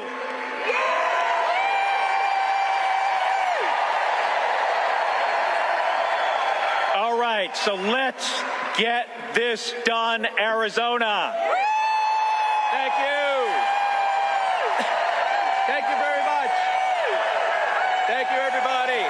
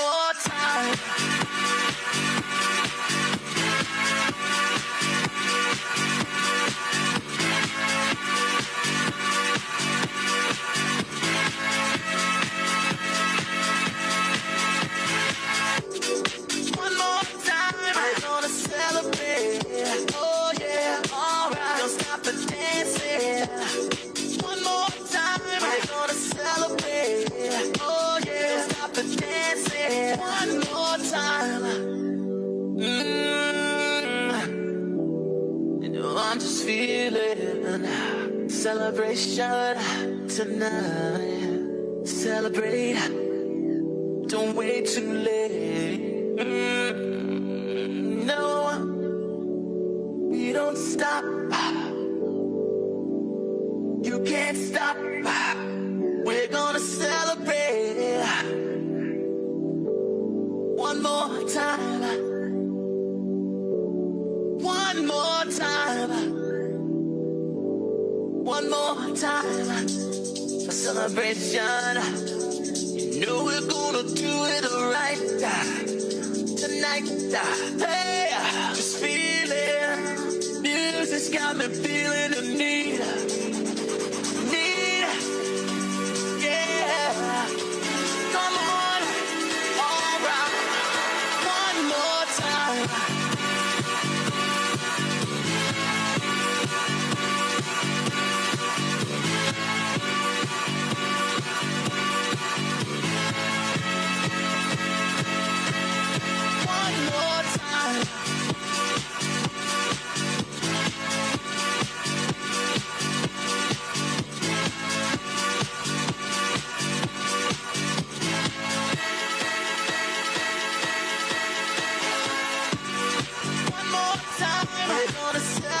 Oh yeah, alright. Don't stop the dancing. One more time, we're gonna celebrate. Oh yeah, alright. Don't stop the dancing. One more time, we're gonna celebrate. Oh yeah, alright. Don't stop the dancing. One more time, we're gonna celebrate. Oh yeah. One more time.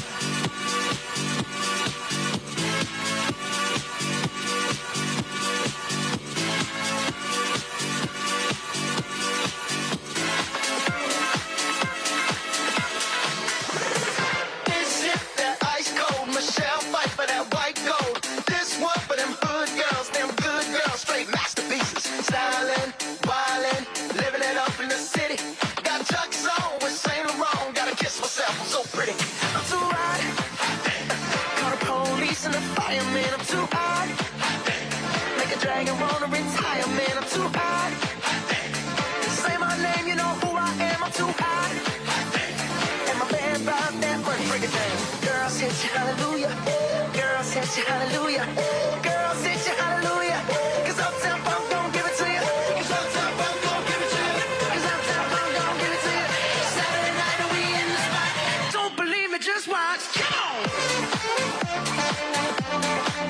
Come on, y'all.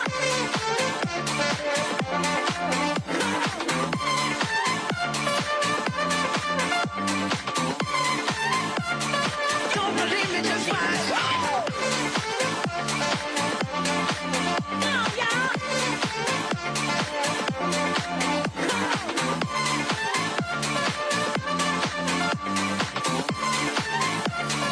Don't believe me, just watch. Say what? Arizona, how y'all feeling? Say what? I'm too hot. Call the police and the fireman. I'm too hot. Make a dragon wanna retire, man. I'm too hot. Say my name, you know who I am. I'm too hot. And my band about that money. Break it down. Girls hit you, hallelujah. Girls hit you, hallelujah. Girls hit you, hallelujah. 'Cause Uptown Funk gon' give it to you. 'Cause Uptown Funk gon' give it to you. 'Cause Uptown Funk gon' give it to you. Saturday night and we in the spot. Don't believe me, just watch. Come on. Come on, y'all.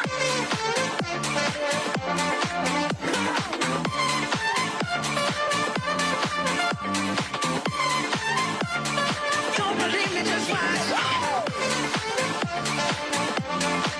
Come on, y'all.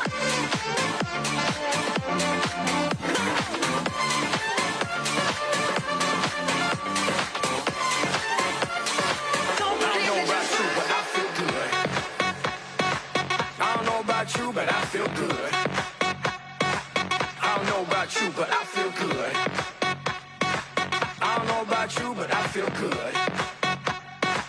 I don't know about you, but I feel good. I'm 2 + 2, I'm for sure. You down, I'm down, baby, let's go. You stop, you drop, baby, then roll. You twerk, you pop, booty so swole. I'd hate me too if I were you. And when it comes to billions, I'll take 2. It's only one life, you don't get 2. So live life, don't let it live you. I got a pocket full of $100 bills. Put on a jacket, 'cause these diamonds give you chills. 2 shots are running, 2 out, I'm stunning tonight. Tonight, yeah. Look in the mirror, I'm like, who the hell is he? So many whips and cribs, I'm losing track of keys. Ooh, up to something, ooh, yeah, I love it, alright. Alright. Yeah, yeah, I'm drinking out the bottle. Get loose, hanging with supermodels. Get loose, feel like I hit the lotto. I don't know about you, but I feel good. I don't know about you, but I feel good. I don't know about you, but I feel good. I don't know about you, but I feel good. I don't know about you, but I feel good. I can see you don't fall far from the tree. 'Cause I've been looking at you so long now, I only see me. I wanna throw the apple into the sky. Feels like you never understand me, so I just wanna drive to the airport, the airport, the airport.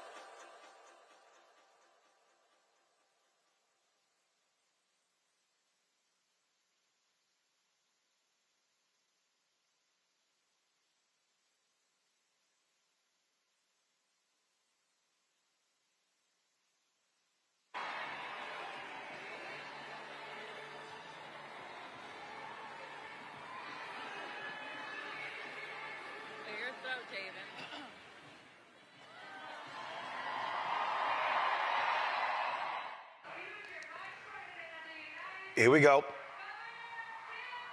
Vice President of the United States, Governor Tim Walz.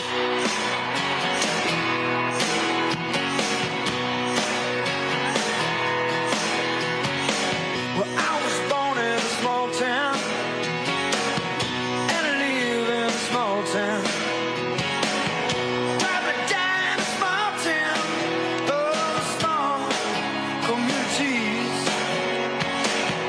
All my friends are small town. My parents live in the same small town. My job is a small town.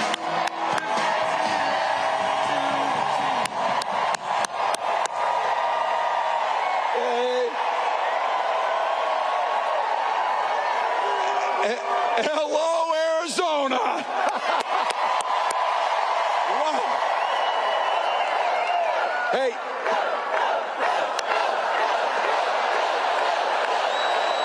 Yeah. Wow. Well, you might have seen a few people showed up in Philadelphia the other night. And then 10,000 plus walked into a field in western Wisconsin. And then on Wednesday, the largest crowd of the campaign showed up in Detroit, Michigan.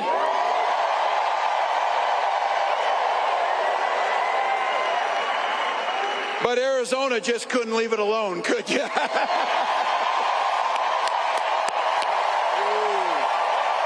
Wow.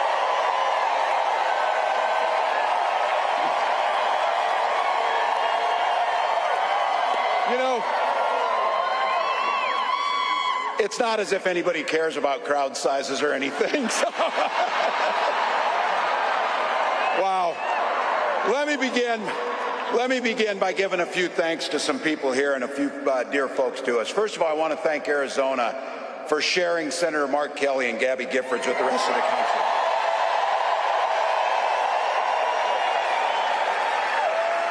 Gabby was a classmate of mine in '06, and they are both national treasures. Thank you, Arizona. Also had the privilege of serving with Congressman Gallego, and I'll have to tell you,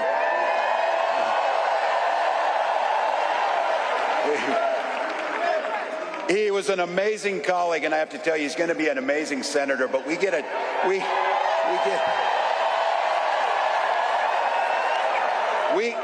twofer with Ruben because we know who is never going to be a United States senator.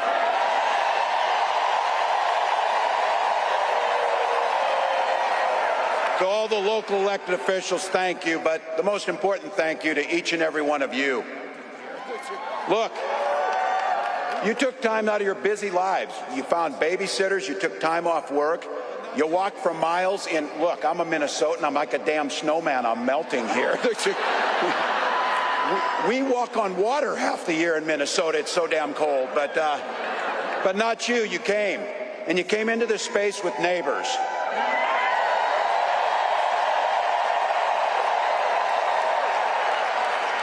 And you came here for one beautiful, simple reason.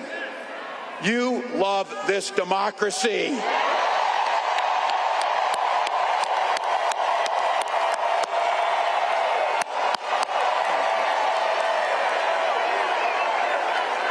I'll tell you what.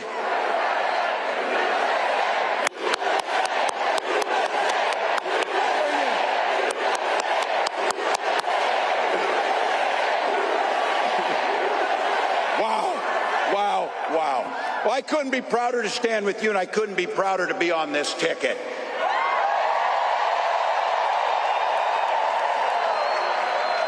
You know what's at the end of this little journey?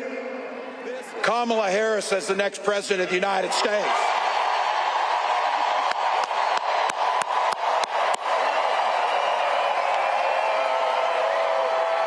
This is a leader who wakes up every day on the side of the American people. She will take on the predators. She will take on the fraudsters. She will take on the transnational gangs, and she will stand up to the corporate interests and put middle America first.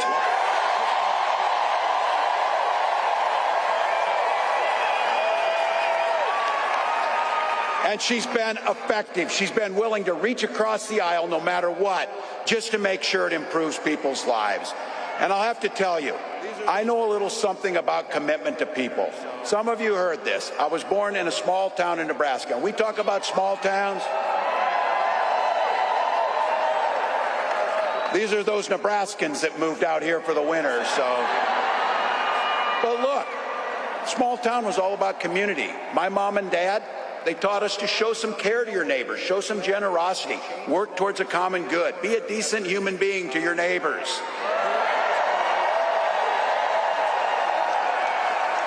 My dad, and some of you know him in here, you had him, a chain-smoking Korean War era veteran, cared about his community, but 2 days after I turned 17, he took me down to join the Army National Guard.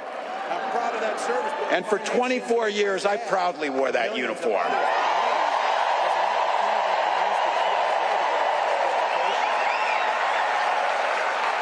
I'm proud of that service, but what my nation gave my dad and millions of others and me was an opportunity to use the GI Bill to get a college education. My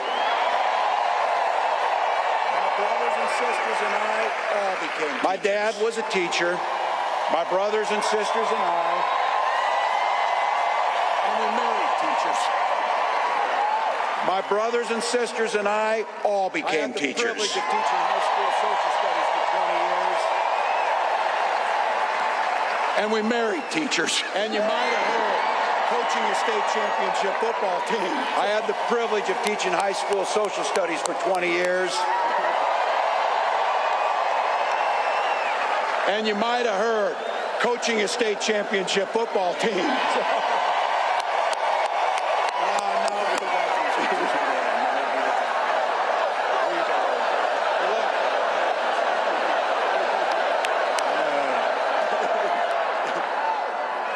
Now if the Vikings could just win, then it would be Weber. Look, my students. Encourage me to run. This is me, but I hope to instill in them. That worked better near Green Bay, I'll tell you. So, look, it was my students. It was my students who encouraged me to run. They saw in me what I hope to instill in them, a commitment to a common good, the belief, the true belief that one person, one of us in here can make a difference in somebody's life.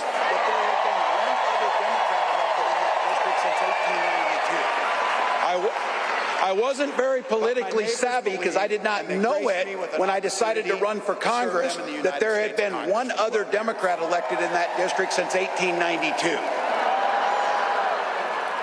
But my neighbors believed, and they graced me with an opportunity to serve them in the United States Congress for 12 years.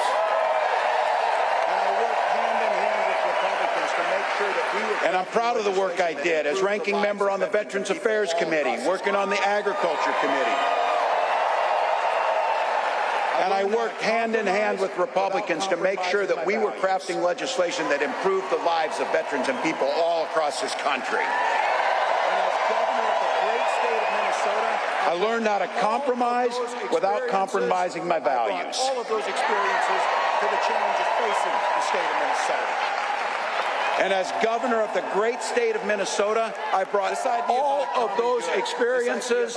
I brought all of those experiences to the challenges facing the state of Minnesota.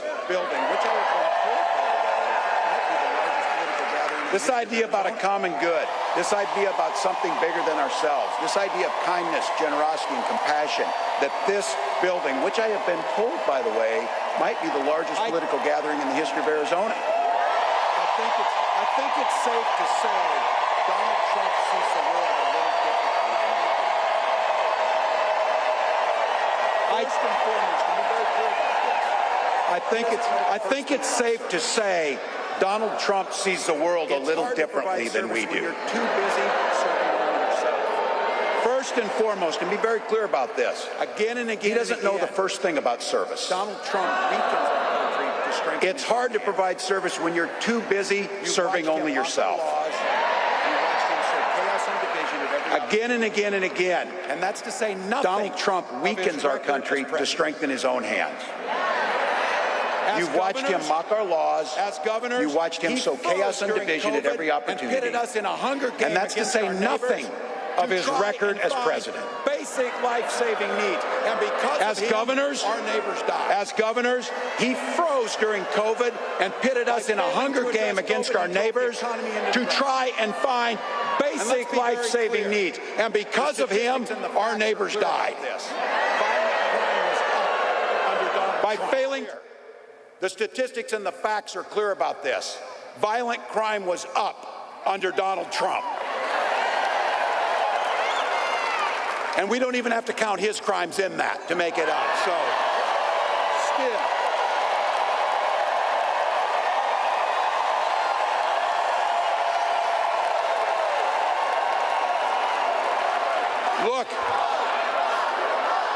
Look, better yet, beat the hell out of him at the ballot box. Beat the hell out of him at the ballot box. Look, you and I, especially the gray hairs in the crowd, we know our relatives. Republicans used to be the people talking about freedom. Not this group. When they talk about freedom, it means that the government should be free to invade your exam room with your doctor. Look, in Minnesota, we respect our neighbors and the personal choices they make. We maybe wouldn't make the same choices, but we respect them. And I know in Minnesota and in Arizona and places across this country, you know what makes society work best? Is when you learn a golden rule. Mind your own damn business. Mind your own damn business. We don't need it.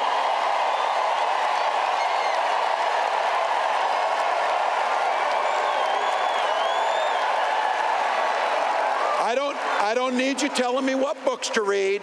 I don't need you telling me about what religion we worship. And I sure the heck don't need you to tell me about my family.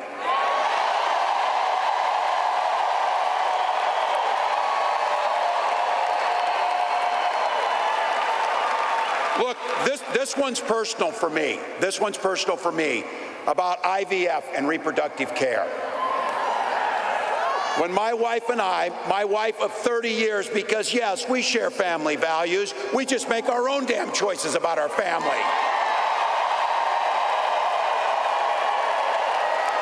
But when we wanted to have children, we went through years of fertility treatment.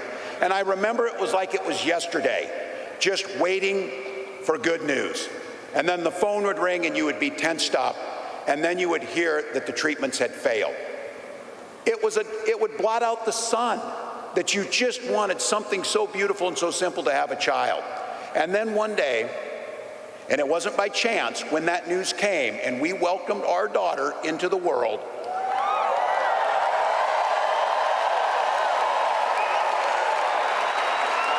we named her Hope. We named her Hope.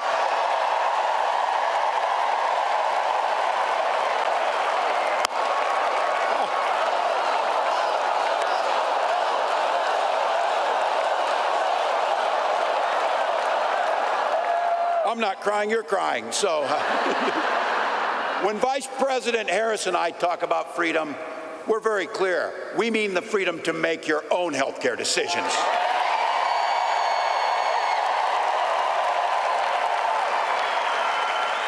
And for all of our children to be free to go to school without worrying they'll be shot dead in their classroom.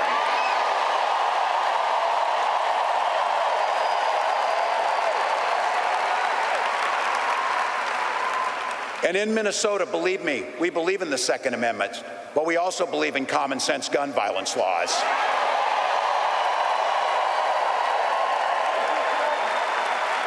I remind my colleagues when I was in Congress, Ruben could tell this story, for 3 years in a row I was the top gun in the congressional trap shoot, so we can shoot better than them too, just by the way.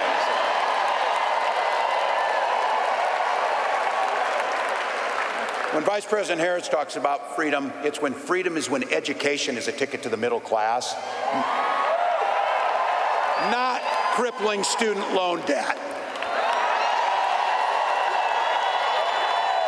And this building and what we believe in, we are people that settle our political differences not through violence, but through voting.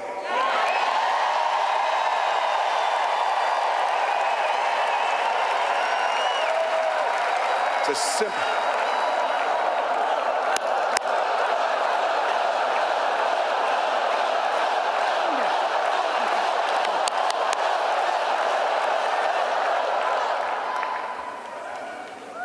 Imagine every person in here is going to vote, and every person in here is going to get 10 other people to vote. And let's just go ahead and not go through this thing that it's so close. Let's just win big, people. Let's just win big. That's our choice. How often you get a choice so simple that this is going to decide the direction of our country?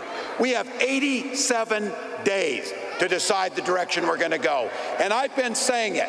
We can do anything for 87 days. Anything.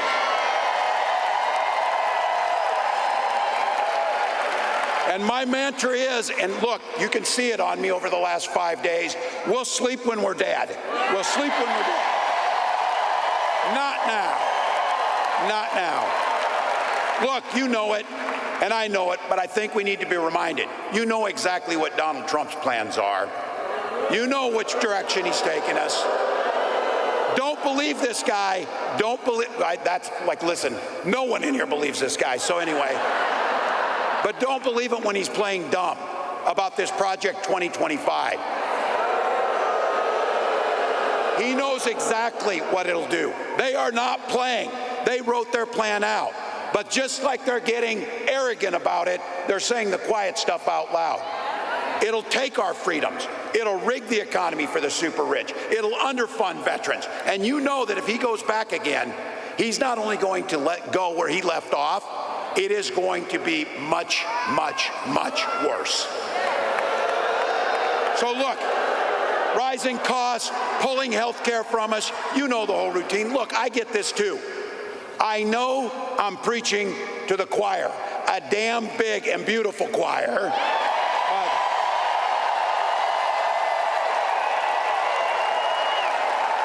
But practice is over, people. The choir needs to sing. The choir needs to sing.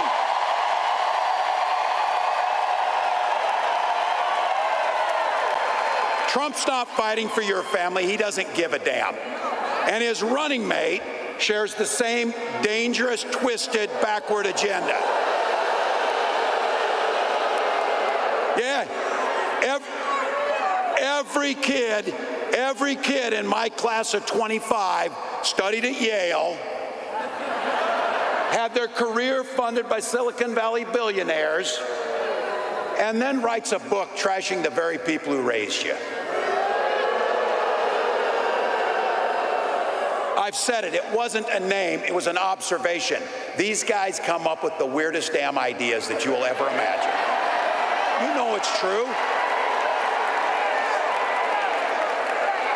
But here's the good news. We know the stakes. We know who they are. When they told us, we believed them. We know what's coming. But here's the big thing about it is, that's a reality that's not going to happen because the people in this building and millions across the country. This is a campaign about the future. We know what's there. We know it can come. We're not people who are afraid of the future. We shape the future. Kamala Harris believes in the freedom to make your own choices. She believes in the opportunity for every single person to enter the middle class. And she believes something so beautiful. She believes in the promise of America. The promise of America. So I want to say thank you, Madam Vice President, for the trust you've placed in me. And I want to say something else, that this incredible leader, this incredible woman has brought to this fight. She has brought back compassion and decency and humor and joy to our politics.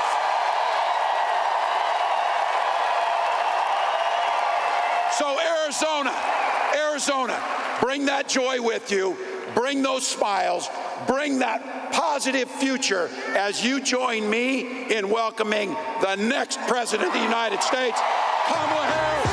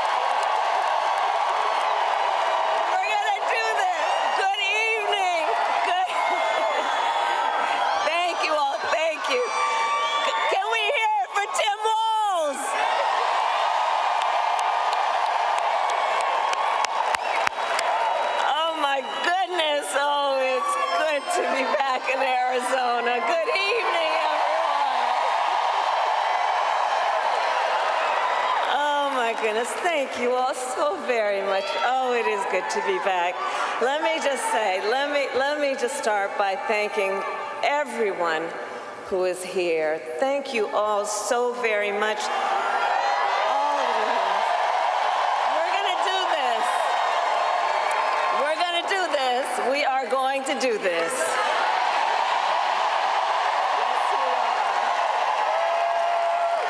And I want to thank all of the incredible leaders who are here, including Congressman Greg Stanton, your next United States Senator, Congressman Ruben Gallego, and my dear friend, United States Senator Mark Kelly.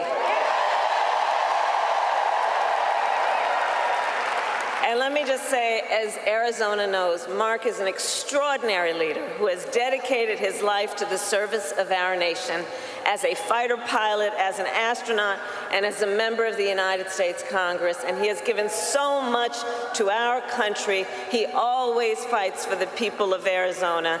And I am so grateful, Mark, for your friendship and your leadership.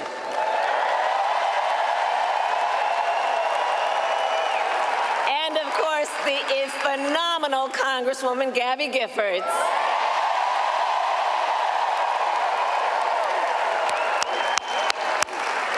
There are also an incredible group of mayors with us today. Mayor Kate Gallego,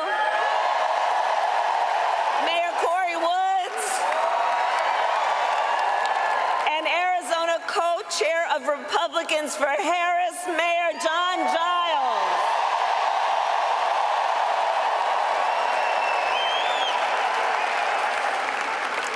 So today, I also bring greetings from our incredible President, Joe Biden.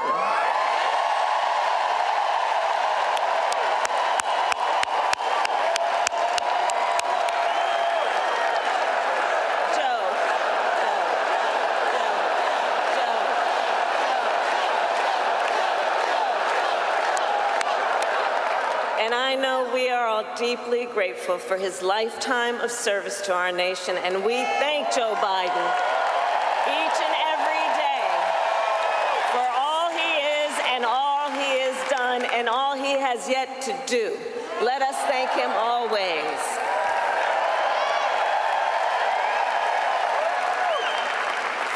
So, Arizona, this has been a big week. On Monday, I officially became the Democratic nominee for President of the United States.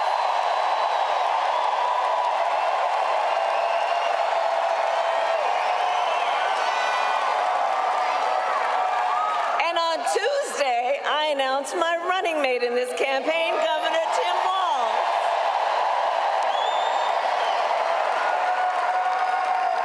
And as you all just heard, Tim has a great record as governor of the great state of Minnesota. And to those who know him best, Tim goes by a few more titles besides governor. To his wife, Gwen,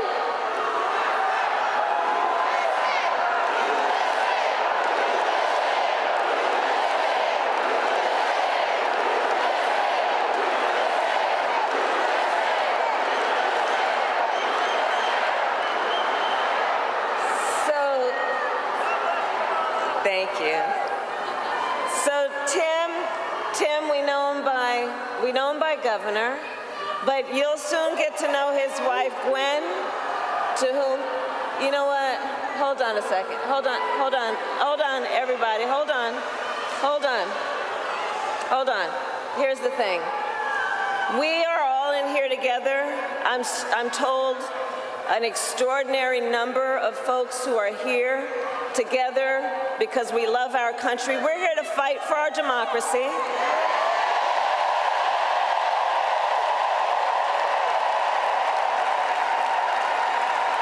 Which includes respecting the voices that I think that we are hearing from. And let me just say this on topic of what I think I'm hearing over there.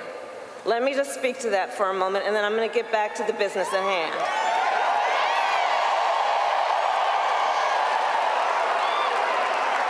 So let me say, I have been clear. Now is the time to get a ceasefire deal and get the hostage deal done. Now is the time. And the president and I are working around the clock every day to get that ceasefire deal done and bring the hostages home.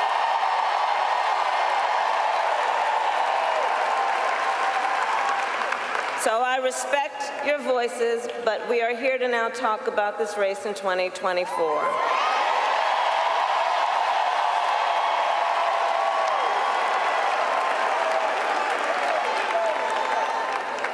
So, Tim Walz, so let's just say this.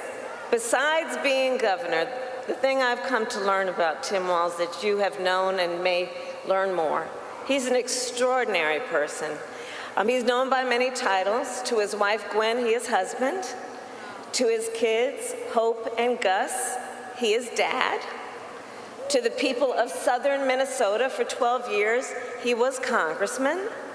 To his former high school students, he was Mr. Walz.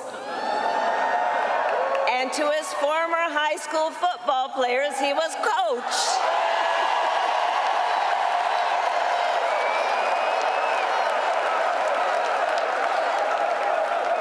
And in 88 days, the nation will know Coach Walz by a new title, Vice President of the United States.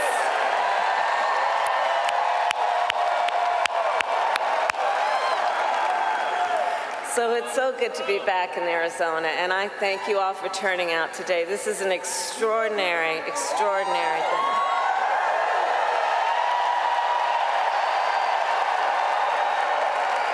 And Arizona, I'll also say this, as exciting as this is, we cannot lose sight of a really important fact. We are definitely running as the underdog. We are the underdog. We are out in great numbers, but we got a lot of work to do. And This is going to be hard work, but I know we like hard work. Hard work is good work for all of us. Hard work is good work, and we will do it with joy. And I know we are all clear about what we are up against. As many of you know, before I was elected vice president, I was an elected United States senator. Before that, I was an elected attorney general, and before that, an elected district attorney.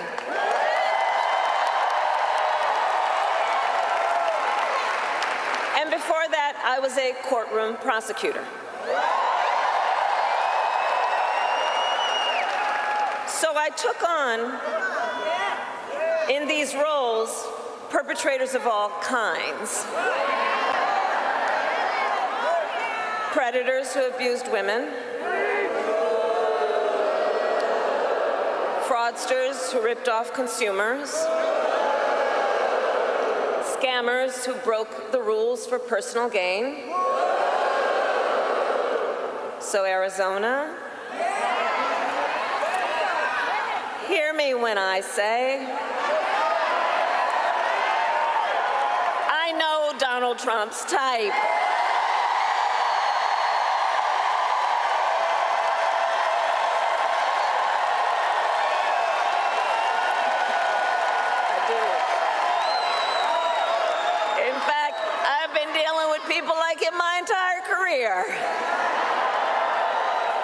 For example, as Attorney General of California, I took on one of our country's largest for-profit colleges that scammed students.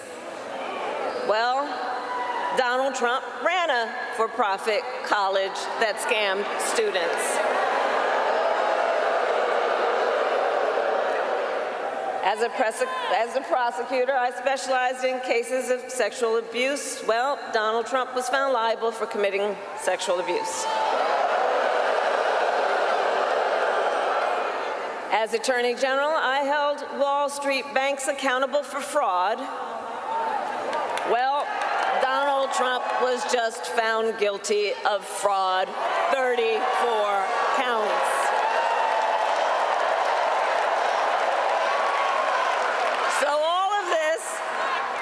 Yeah, the courts will deal with that. We're going to win in November. We're going to win in November. We'll handle that too. So, but all of this is to say, in this campaign, I will proudly put my record against his every day of the week. Every day of the week.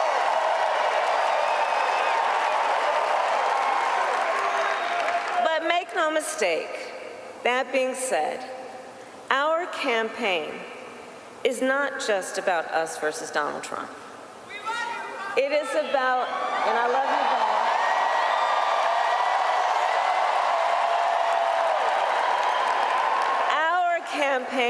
our campaign is about two different visions for our nation. One, ours, focused on the future. The other focused on the past. And Arizona, we fight for the future.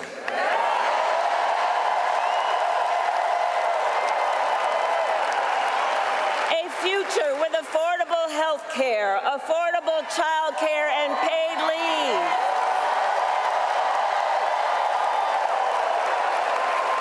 A future where we build a broad-based economy where every American has an opportunity to own a home, to start a business, to build wealth.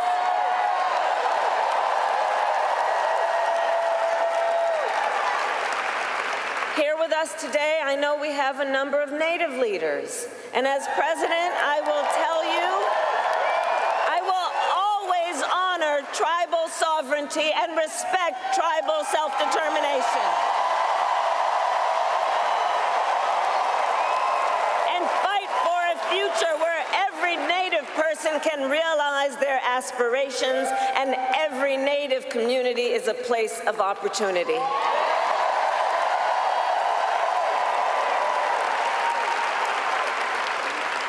We believe in a future where we lower the cost of living for America's families so that they have the chance not just to get by, but to get ahead. Because look, while our economy is doing well by many measures, prices for everyday things like groceries are still too high. You know it and I know it. When I was Attorney General, I went after price-fixing schemes. And when I am president, I will continue that work to bring down prices. I will take on big corporations that engage in illegal price gouging. I will take on corporate landlords that unfairly raise rents on working families. I will take on big pharma and cap the cost of prescription drugs for all Americans.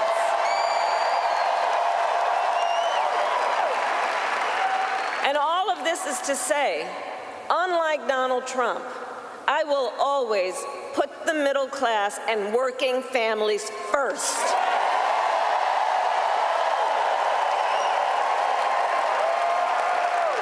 Because you see, Coach Walz and I know the middle class built the United States of America. And when the middle class is strong, America is strong.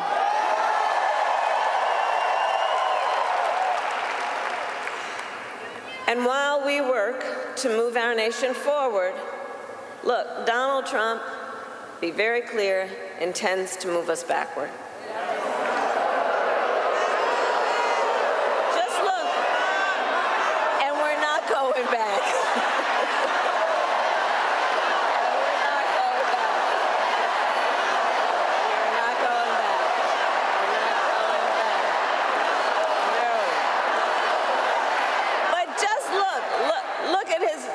Tim talked about it. Look at his Project 2025 agenda.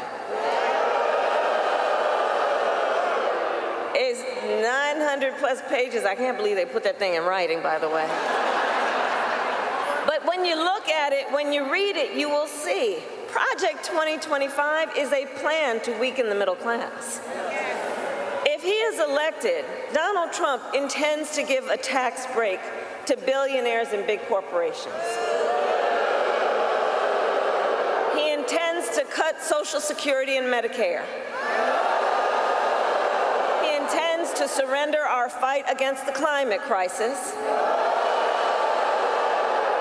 And Arizona, every day you feel the impact of extreme heat and drought.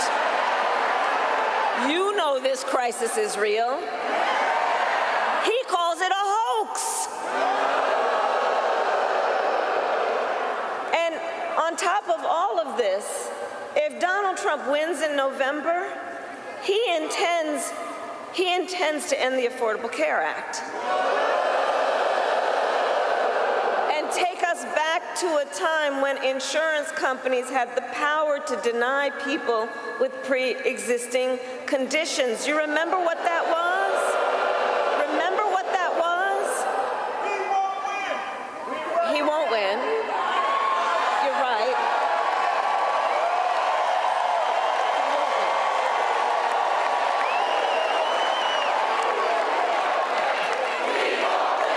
We will win. We will win.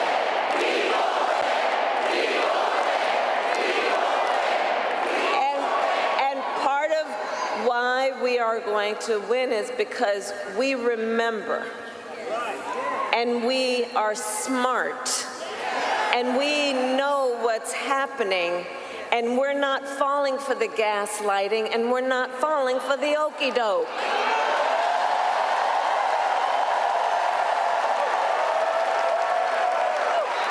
That's why. So look, America has tried so many of those failed policies before, and like we all know, we're not going back.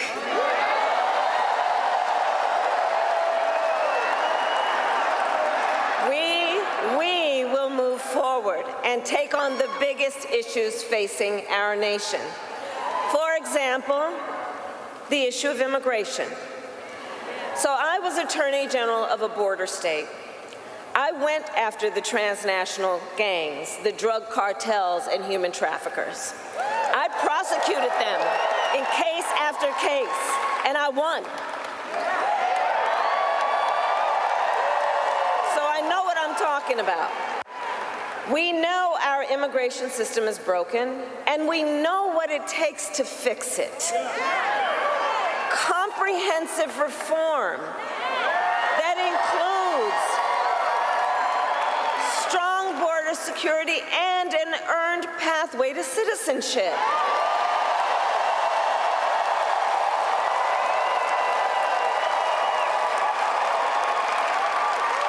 But Donald Trump does not want to fix this problem. Be clear about that. He has no interest or desire to actually fix the problem. He talks a big game about border security, but he does not walk the walk. Earlier this year, everybody here knows, earlier this year we had a chance to pass the toughest bipartisan border security bill in decades. But Donald Trump tanked the deal.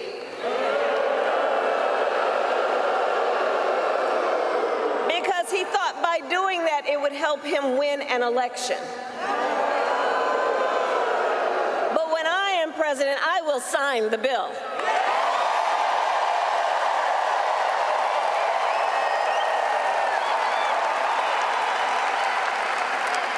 So Arizona, ours is a fight for the future, and it is a fight for freedom. Across our nation, we are witnessing a full-on assault against hard-fought, hard-won freedoms and rights. The freedom to vote, the freedom to be safe from gun violence, the freedom to love who you love openly and with pride.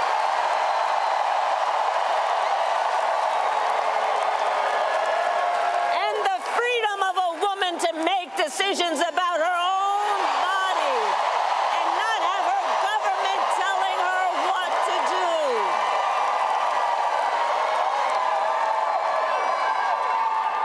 And on that last point, understand how we got here. When he was president, Donald Trump handpicked 3 members of the United States Supreme Court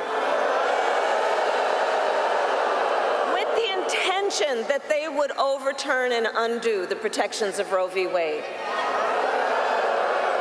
And as he intended, they did. And now, in over 20 states in our nation, there is a Trump abortion ban. Many, like Arizona, with no exceptions even for rape or incest. And just yesterday, in a press conference, we got a fresh reminder of what Donald Trump's Project 2025 agenda would do. It would ban medication abortion in every state. But we are not going to let that happen. Because we trust women.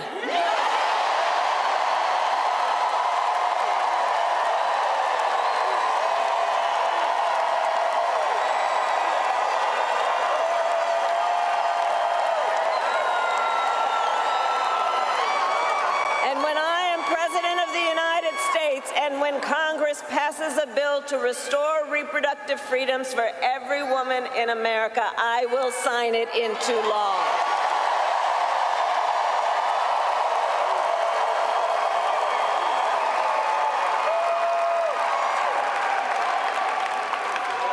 So listen, here's the thing that we all know. Here's the thing we all know. Generations of Americans before us led the fight for freedom. Now, the baton is in our hands. Each and every one of us. So we who believe in the sacred freedom to vote will find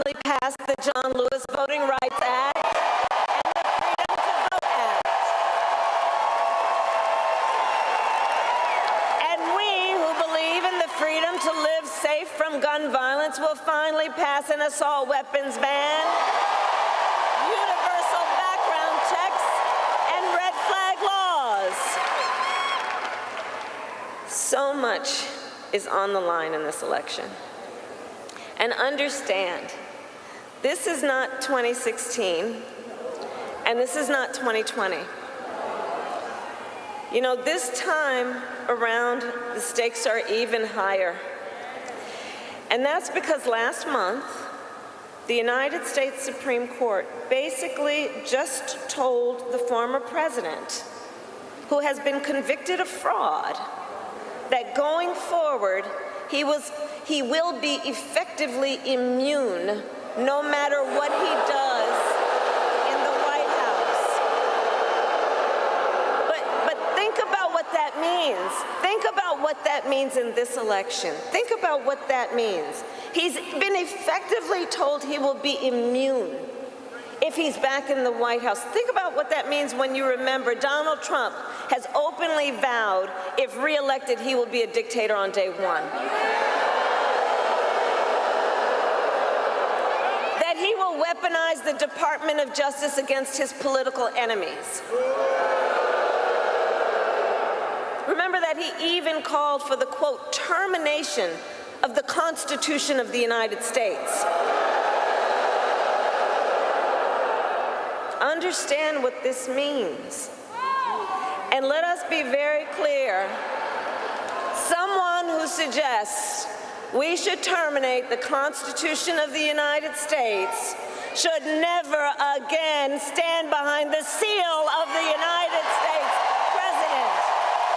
Never again. Never again.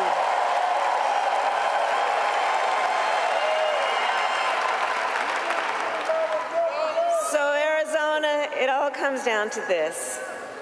We are here because we love our country. We love our country.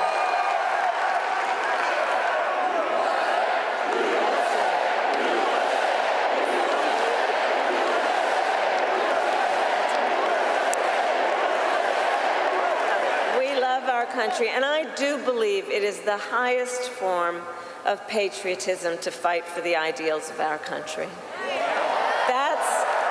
That's how we preserve the promise of America. And after all, the promise of America is what makes it possible for Governor Walz and me to be on the same stage together. Because think, two middle-class kids. One, a daughter of Oakland, California,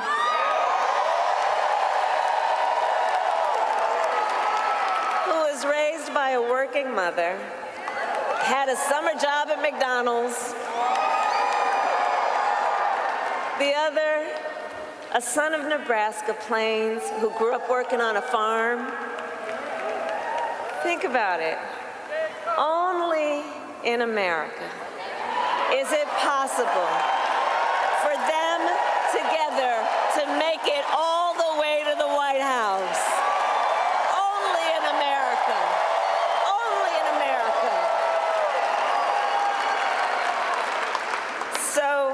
We together, all of us, we're running this campaign on behalf of all Americans, from red states to blue states, from the heartland to the coast. And when we are elected, we will govern on behalf of all Americans. All Americans. So Arizona, ultimately in this election, I do believe we each one of us, we face a question.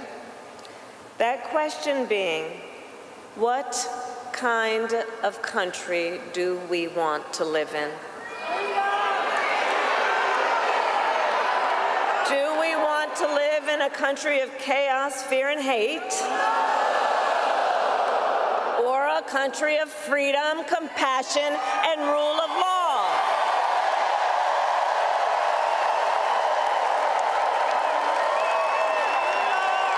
And the beauty of our democracy, the democracy is that we each have the power to answer that question. Each one of us in a democracy has the power to answer that question. The power is with the people.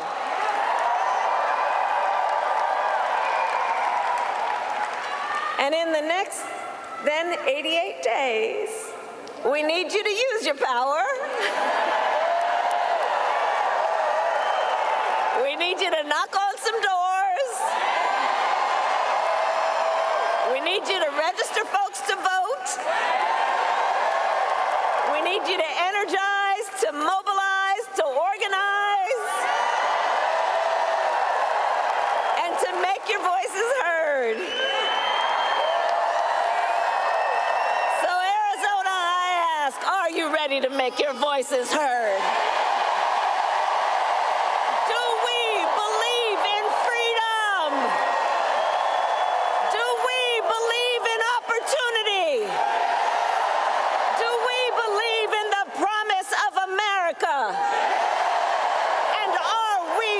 To fight for it. And when we fight, we win. God bless you, and God bless the United States of America.